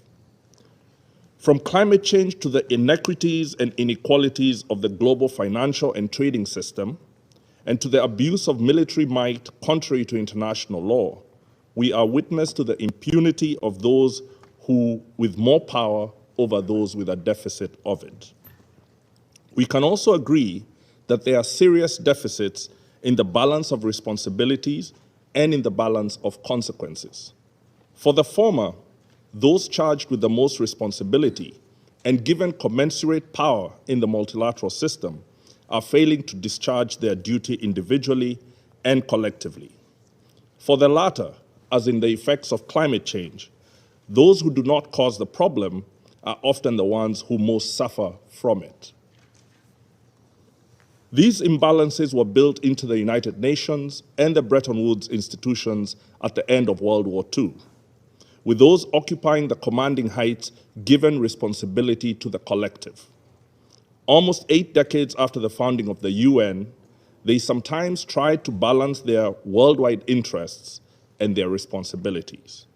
But as the challenges grow, fed to no small extent by the pursuit of their gain, they are unable to solve them, and their appeals to collaboration ring hollow. Madam President, as a result of these imbalances, the world's confidence in our multilateral institutions is low and falling rapidly. In a visible manifestation of this unfortunate trend, we are witness to peacekeeping missions mandated by this Security Council facing heated popular protests against their perceived ineffectiveness in multiple countries. Compare this with the worldwide enthusiasm for the World Cup that's underway as we debate today. There is little doubt that this passion is fed by the perceived fairness of the rules. All teams must submit to the will of the referee, who is neutral. Despite our agonies at referee decisions against the teams we support, we ultimately respect the outcomes of the match.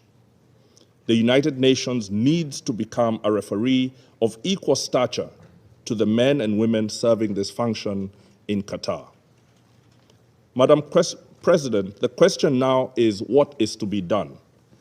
To that end, I will make 4 proposals for the consideration of the membership. First is that we need a stronger referee as reflected in our regard for the Secretary General and the UN Secretariat.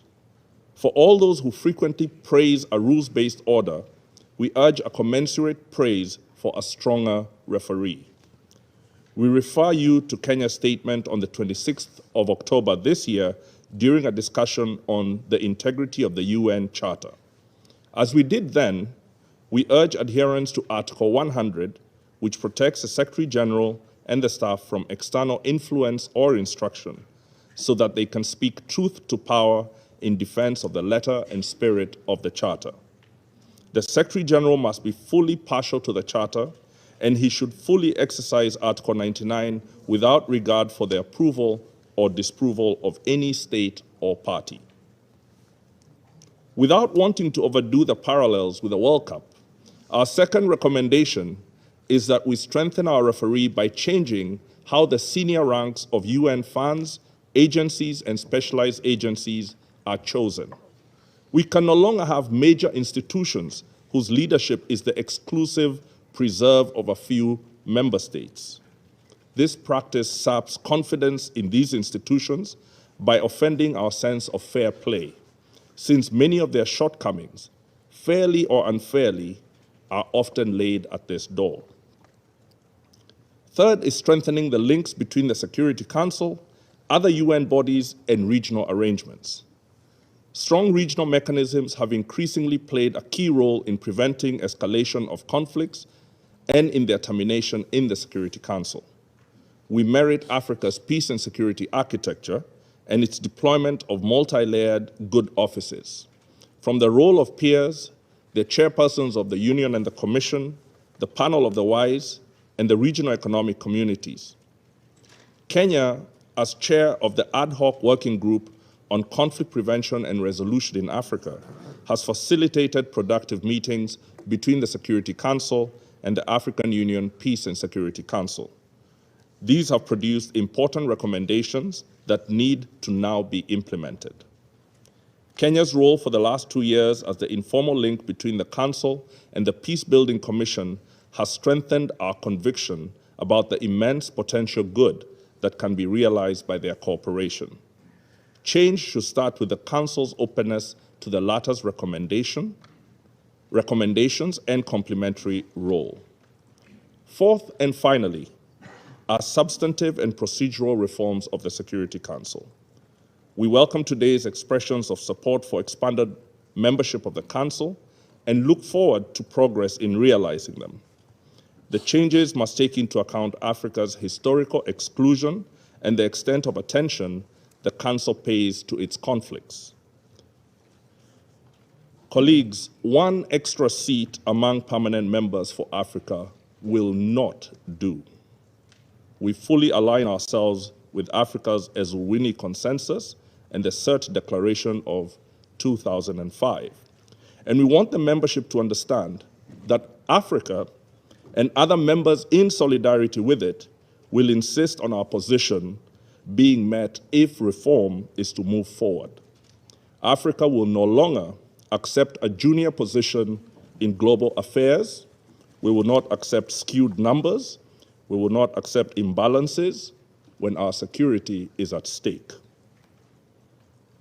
Listening to the many fine ideas shared today, we are in particular agreement with Brazil's observation that the new agenda for peace must include Security Council reform if it is truly to offer a new chapter for multilateralism. For lack of time, I will finish by emphasizing the need to change the existing practice of penholding in the Security Council. The existing penholders often do a commendable job. However, a strong perception that they are using the pen to sustain a history of its use to pursue national interests is almost inevitable. Even when it is not the case, not least because of our increasing ability to inject misinformation and disinformation into the popular discourse. The immediate reform to address this is to ensure that all pens are sensitive to this reality. Existing pens should be subjected to a review by members of the Council and changes made. In addition, we urge that all new files from Africa have a member of the A3 or the collective as pens during their terms. This will better enable these members who are linked to the African Union's peace and security architecture to draft mandates and statements more in keeping with the required solutions, and to enjoy greater confidence by African members and our citizens whose security is directly at stake. It also means African states seeking membership will need to respond to the competencies and resources required to be an effective pen. Madam President, I conclude by reaffirming Kenya's commitment to the letter and the spirit of the UN Charter as applicable to all members in all situations. Thank you. I thank the Ambassador of Kenya for his statement, and I now give the floor to the Ambassador of Mexico. Muchas gracias. Thank you very much, Madam President. Mexico welcomes the fact that under its presidency, India has proposed this debate to collectively seek new and better ways to bring the multilateral system in line with the demands of the present time and the challenges ahead. We're grateful to the Secretary General and the President of the General Assembly for their interventions. Now, it is up to us, the members of the United Nations, to preserve and protect what has been successful and to reform what has not yet allowed us to achieve the legitimate aspirations embodied in the United Nations Charter and in the vast legal and institutional framework that underpins global governance. A superficial approach might suggest that we are facing a problem of institutional structure and that simply a reform of the Security Council would be the answer and perhaps the solution to the colossal challenges facing the United Nations system. However, a more rigorous analysis forces us to formulate a more severe but also a more accurate diagnosis. First of all, we must recognize that the multifaceted crisis that afflicts us results above all from the loss of confidence in the capacity of multilateralism as a method to respond to the countless situations that affect us all and that generate expectations for quick and effective solutions. This loss of global trust is reflected in an increasingly frequent recourse to unilateral decisions that in many cases seek to channel the frustrations and the despair of peoples towards alleged solutions that, due to their simplicity, might be attractive, but ultimately are not very effective. Comforted by certain endorsements of their population, some states have committed flagrant violations of their political and legal commitments and have withdrawn their support from the multilateral institutions that underpin them. In these times, it is impossible to talk about reforms to the multilateral governance system without highlighting the urgent need to address the socioeconomic impacts of the pandemic that impacted unequally international economies and markets. Increasing inequalities among countries make the need to reform the international financial system even more urgent and to move towards a more inclusive, equitable, and fair model. That is, if we really want to leave no one behind. A new debt crisis is upon us.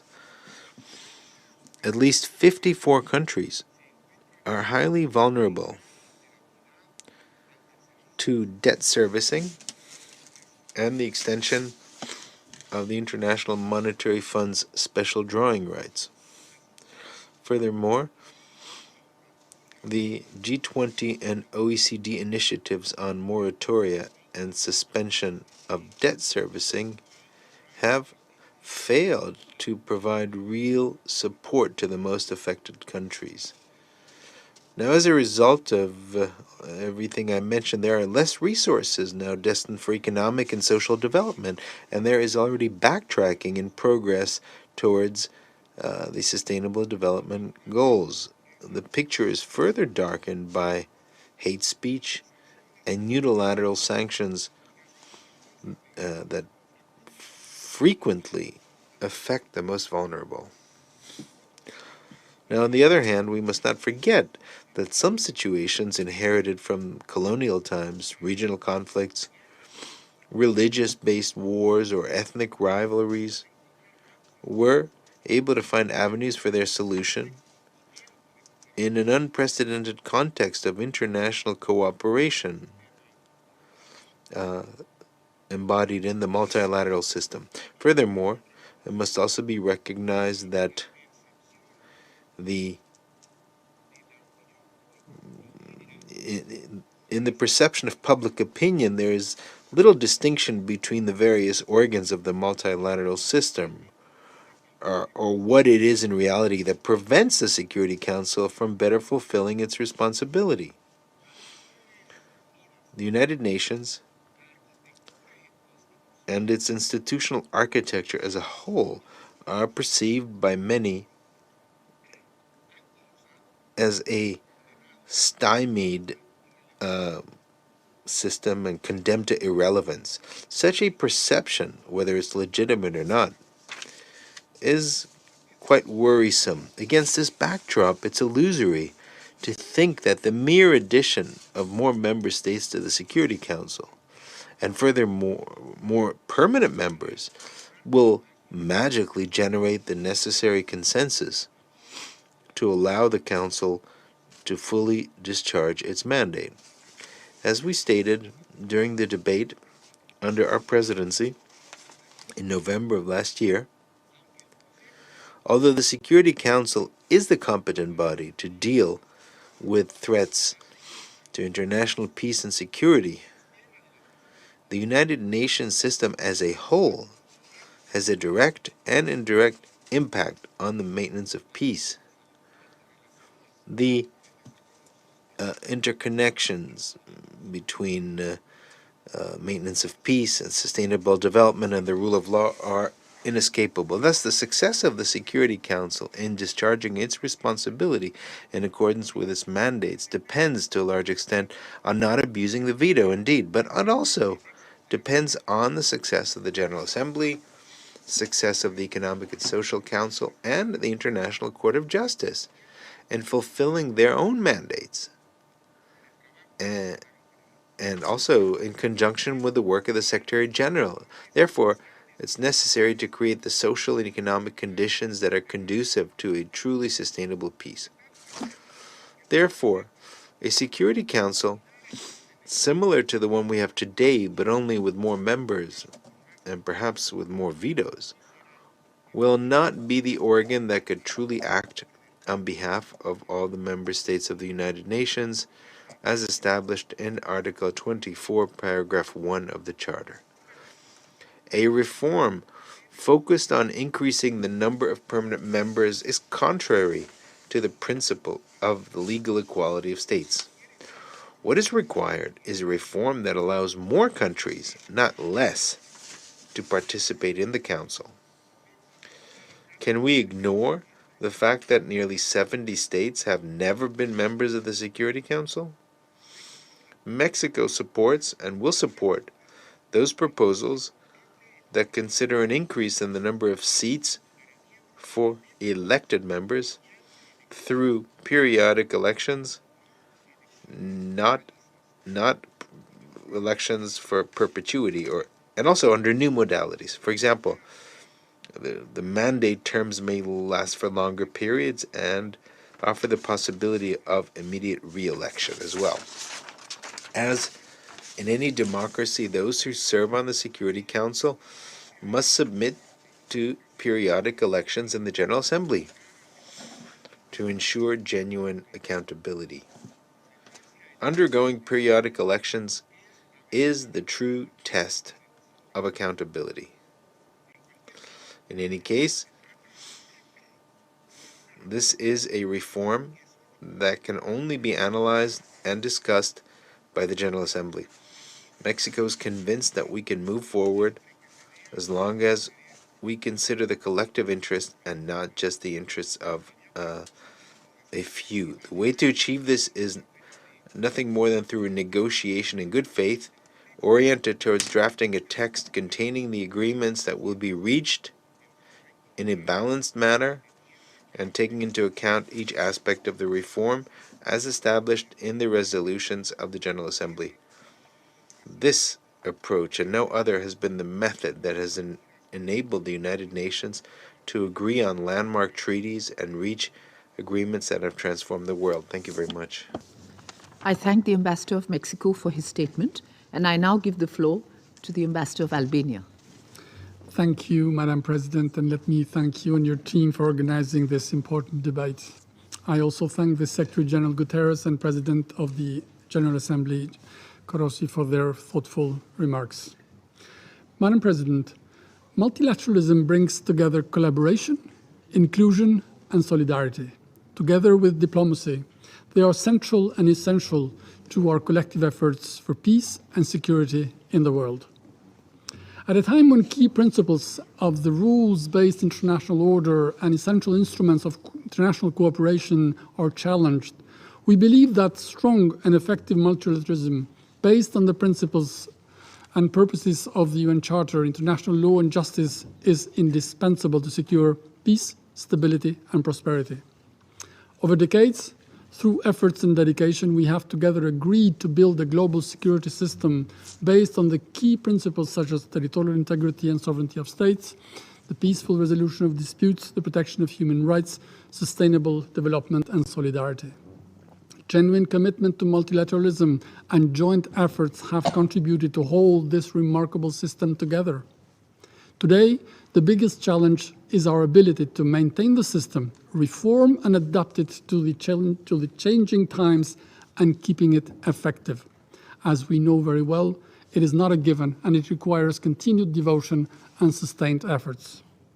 Madam President, unfortunately, as we have witnessed several times, multilateralism is not always synonym of success. It is so when the rise of nationalism and authoritarianism undermine effective decision-making. It is so when self-narrow interest prevents this very body to act and discharge its responsibilities. As a result, many conflicts remain unresolved, and we see that in Syria, Yemen, in Myanmar, to name a few, with thousands of civilians and entire communities suffering, which only highlights the limitations and the grave consequences when states act only in their own interests. In particular, the aggression in Ukraine has transgressed all these principles and rules. It has disregarded the UN Charter, has breached international law, and has broken the promise of peaceful settlement of disputes. It has also challenged multilateralism to its core and shattered the desire of nations to work together in peace and for shared benefits. This is why it has been crucial that, to a Security Council paralyzed by a blatant conflict of interests, the UNGA has responded decisively by confirming the sound moral grounds of a world that is not ready to condone aggression and accept annexation of territory by force. Together with the veto initiative, this has confirmed the necessity of a strengthened cooperation among the main organs of the organization and has contributed to revitalize and empower the General Assembly, the main deliberative body of the United Nations. This has clearly shown the imperative to improve the functioning of this Council and its ability to take action, remain credible, and act on behalf of the entire UN membership. Albania supports the comprehensive reform of the UN Security Council to make it more effective, transparent, democratic, representative, and accountable. As we all know, one of the key issues that affect the work and the efficiency of the Council remains the use, or better, the misuse of the veto. In this respect, Albania supports the efforts to restrain the use of the veto as contained in the French-Mexican initiative for cases of mass atrocities, as well as proposals contained in the Code of Conduct regarding Security Council action against genocide, crimes against humanity, and war crimes proposed by ACT. Madam President, The serious and multifold challenges of our time, by their nature and global scope, cannot be addressed by countries separately. The traditional challenges and risks to peace and security, amplified by new threats posed by the climate change, pandemics, cyber attacks, new types of weapons, non-state actors, terrorist groups, or mercenaries, do not affect one country alone. They transcend borders. Therefore, to prevent nuclear proliferation and usage, or to properly address threats linked to cyber warfare, biotechnology, and artificial intelligence, we must join hands to act together and find common solutions. We therefore need to rethink the future of UN operations so that they are fit for addressing the challenges, old and new. In this regard, we support the UN's general call for a new agenda for peace, and we recall that regional organizations can play also a key role in preventing and addressing crises. For Albania, preserving the values of multilateralism and international cooperation which underpin the UN Charter and the 2030 Agenda for Sustainable Development is fundamental. We cannot contemplate erosion of the values enshrined in the UN Charter and the Universal Declaration of Human Rights. We cannot undo what we all together have meticulously built for common interest to create a more stable, fair and peaceful world for today and for tomorrow. We must not allow the UN system to lose its power and capacity to save lives, help those in need, and become inefficient, corroded by institutional sclerosis or ideological infighting. We must not let multilateralism become a stumbling hot air balloon. We need and want a more responsive, effective, and accountable UN that can deliver better and adapt to global challenges, an organization that strives for the full enjoyment of human rights everywhere, in particular by all women and girls in all their diversity and their empowerment. It is, in our view, the only way to respond to current and future challenges and invest in a better future for all. I thank you. I thank the Ambassador of Albania for his statement, and I now give the floor to the Ambassador of Norway. Thank you, President, and thanks to the Indian Presidency for convening this meeting. We also thank the Secretary General and the President of the General Assembly for their briefings. You have both deftly illustrated the changing nature of our multilateral system, one which has served us well for more than 75 years. Many of the problems that face us today can only be solved through multilateral cooperation. Yet, multilateralism and multilateral institutions are under pressure. As a small state, Norway feels this acutely. In these turbulent times, we need a well-functioning and well-regulated international community where small and large states cooperate to find common solutions.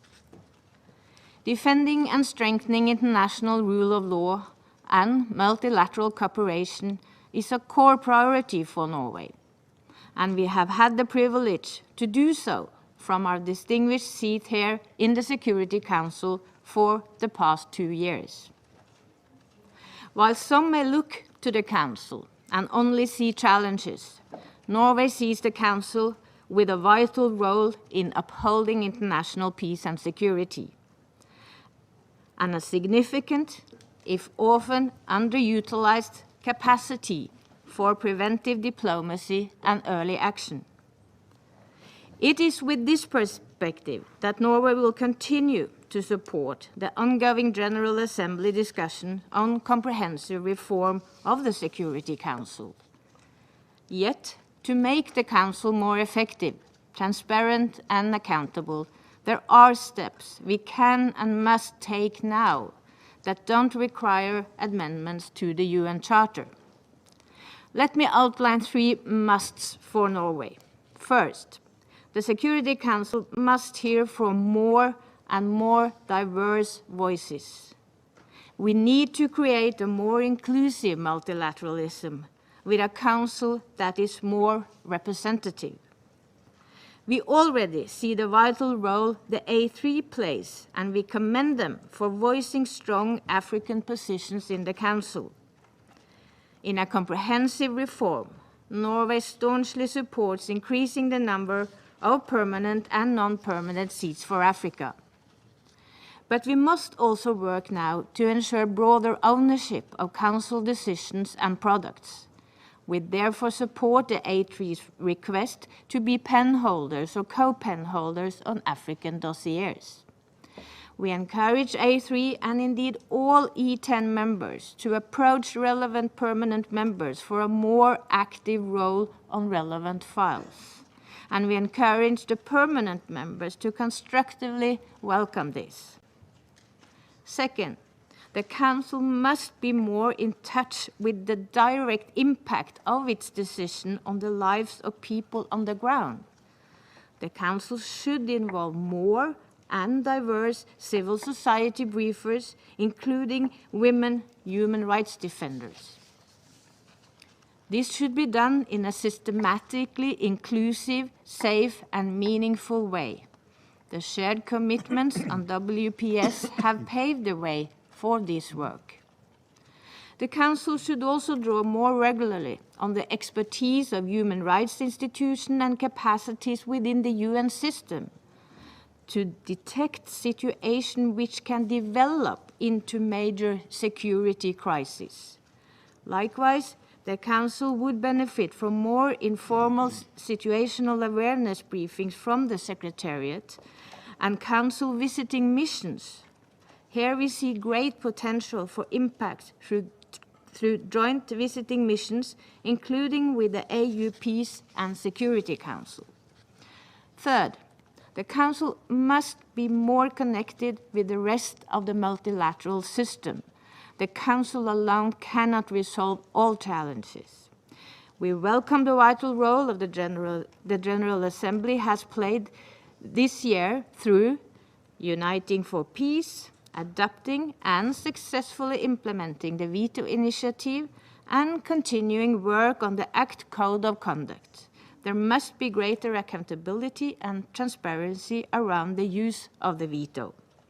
The Council also needs to better align its work to other parts of the UN, like the Peacebuilding Commission, and with vital regional bodies like the AU.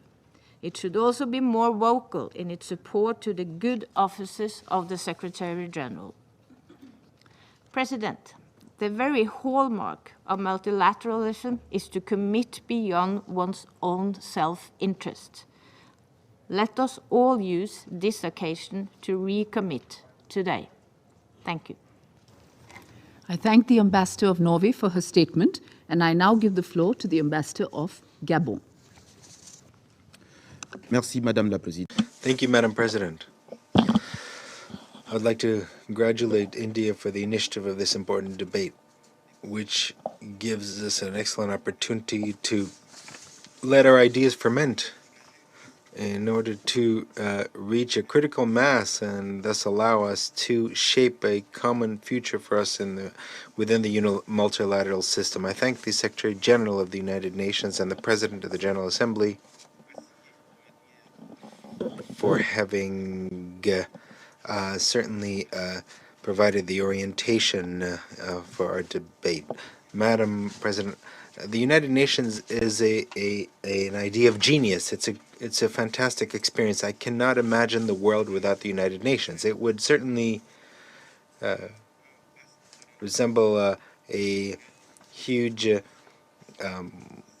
hunting range where nations are either hunters or are hunted.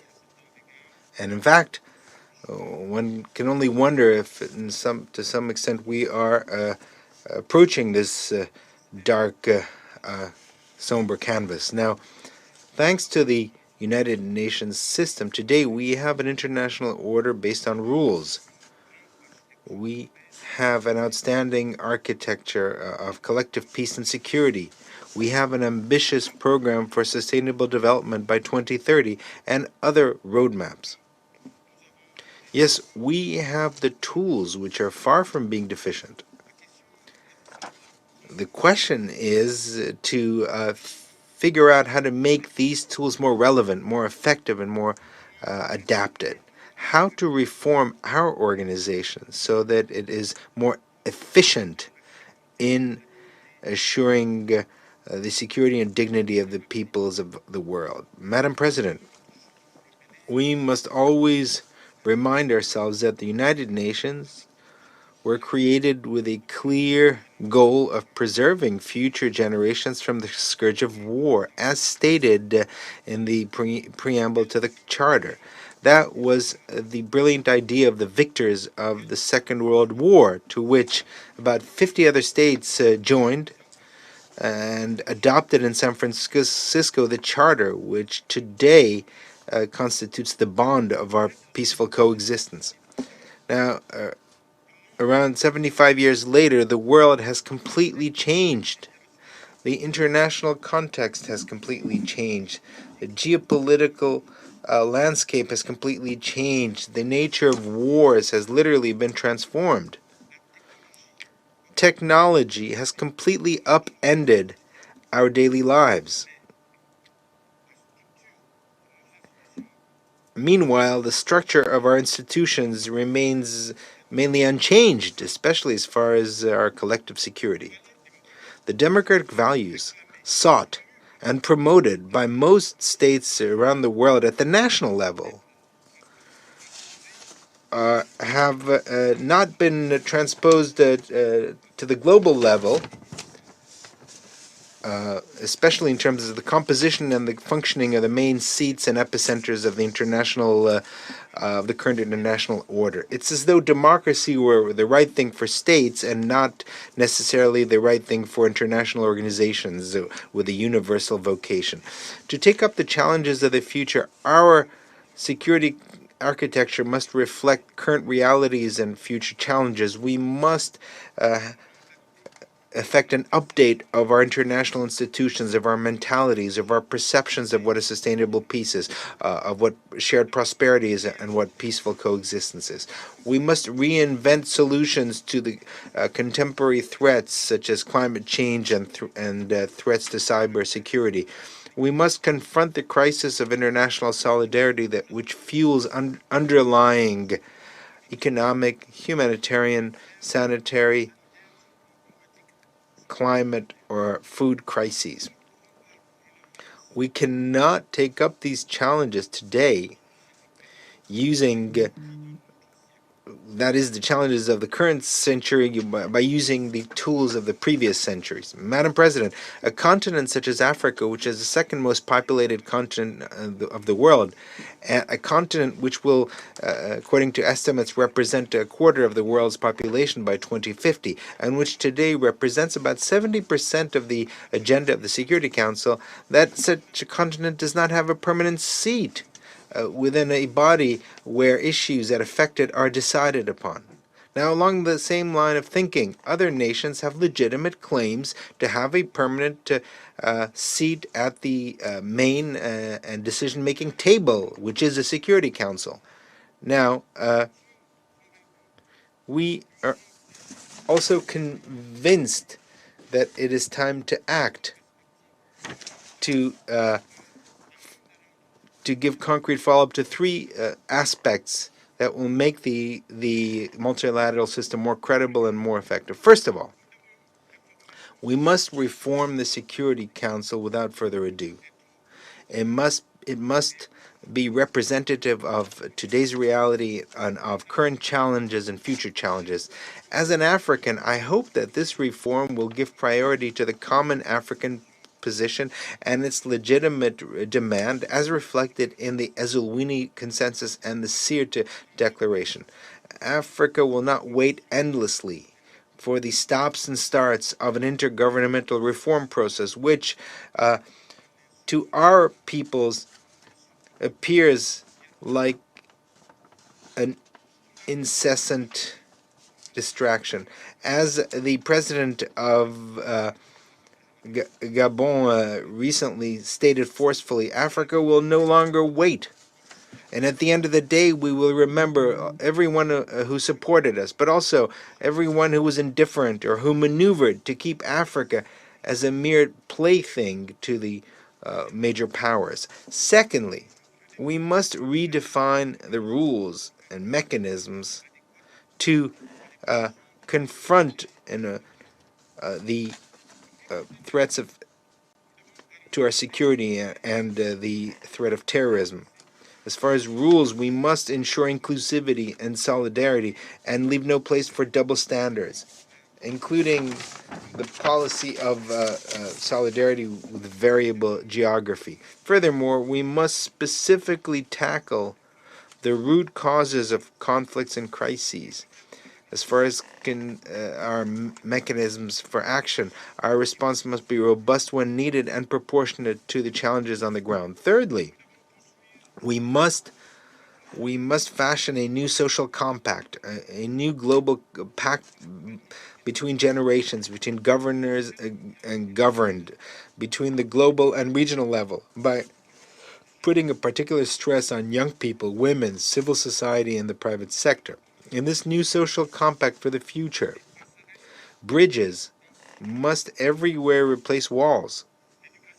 Education must everywhere beat back the trap of ignorance and intolerance.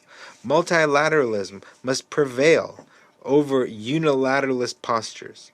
And the logic of dialogue must constantly prevail over the logic of antagonism and the logic of zones of influence.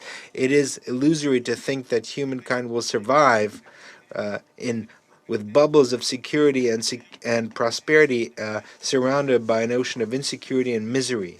The inevitable alternative to peace and prosperity for all will unavoidably be the endangering of all and the collective decline. We must, as a priority, as the priority of all priorities,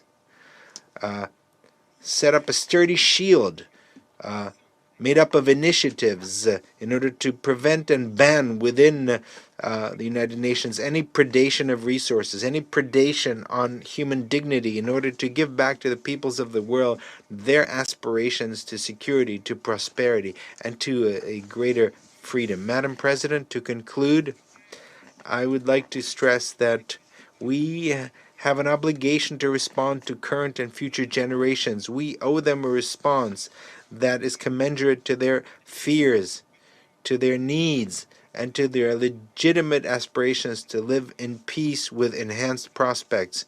This response can no longer wait. Thank you very much. Thank the Ambassador of Gabon for his statement, and I now give the floor to the Ambassador of the Russian Federation. Thank you very much, Madam President. We would like to thank India for the choice of the theme of today's meeting. The world is going through difficult times. Crisis phenomena are on the rise, and the situation in the sphere of international security is deteriorating. The stance of a group of Western states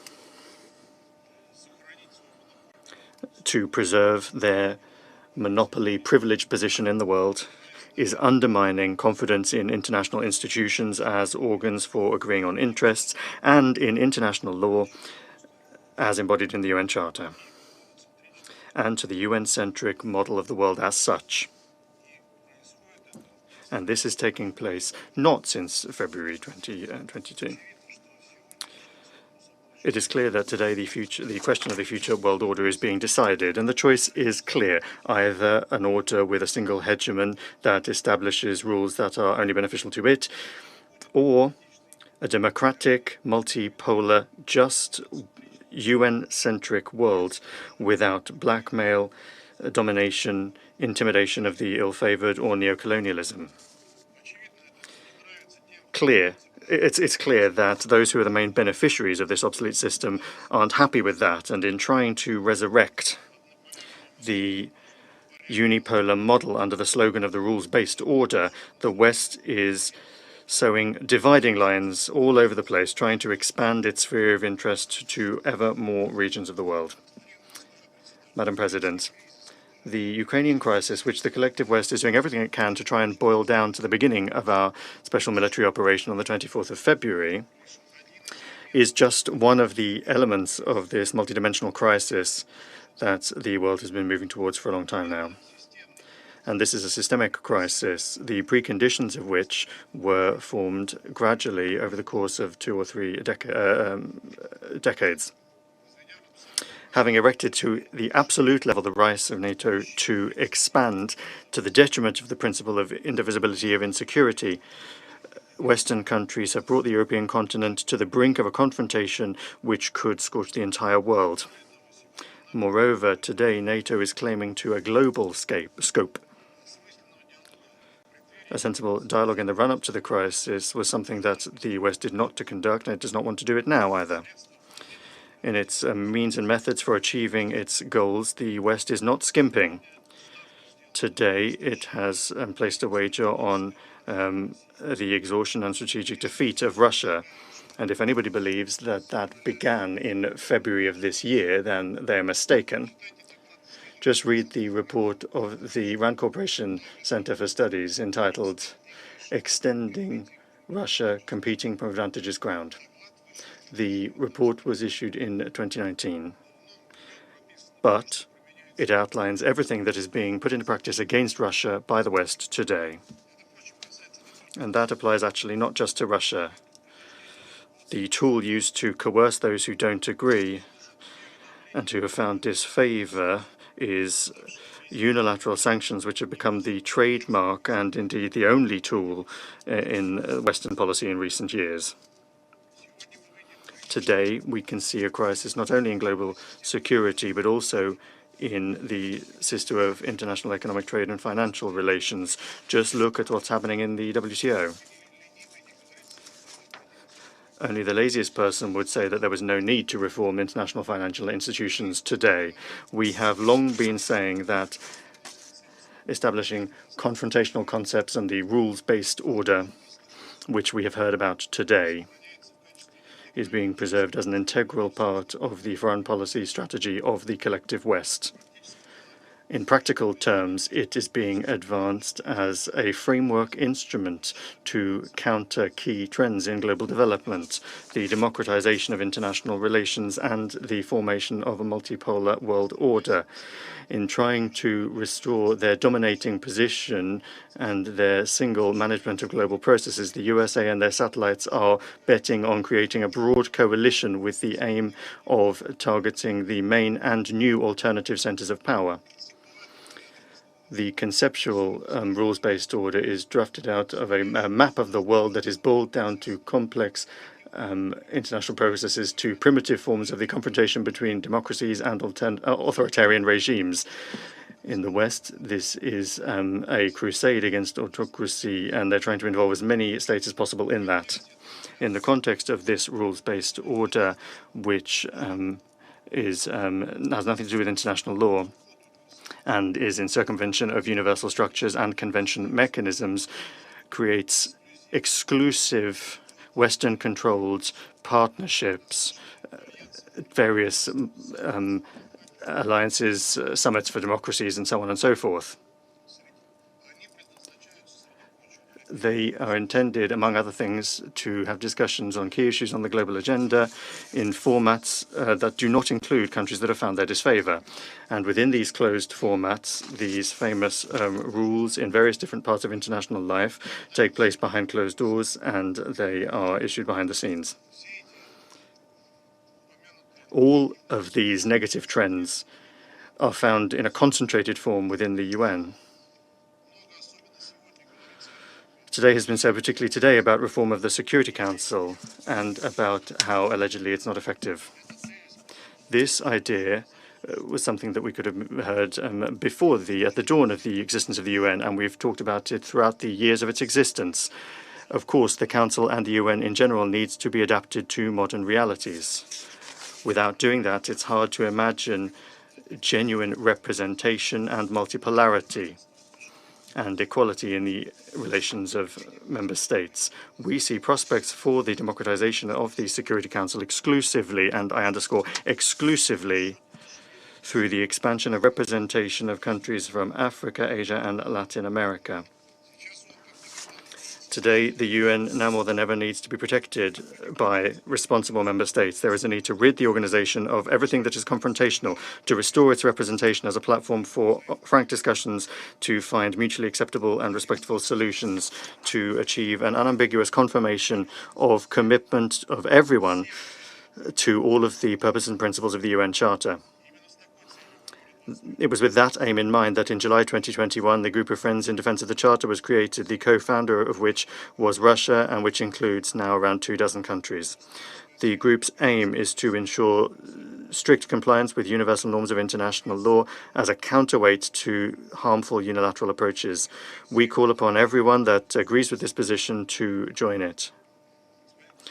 Madam President, the task of building a genuinely multipolar world has no alternative. However, getting to that world is hardly going to be possible given division between nations and states, a crisis of confidence, and the build-up of the potential for confrontation in international relations. Humanity needs to learn from its own mistakes. It is unacceptable for the worst students of history that Indira Gandhi spoke of shamelessly try to impose on everyone else their solutions that only suit them. We must all be aware of our shared responsibility to create the conditions for the safe and harmonious development of future generations.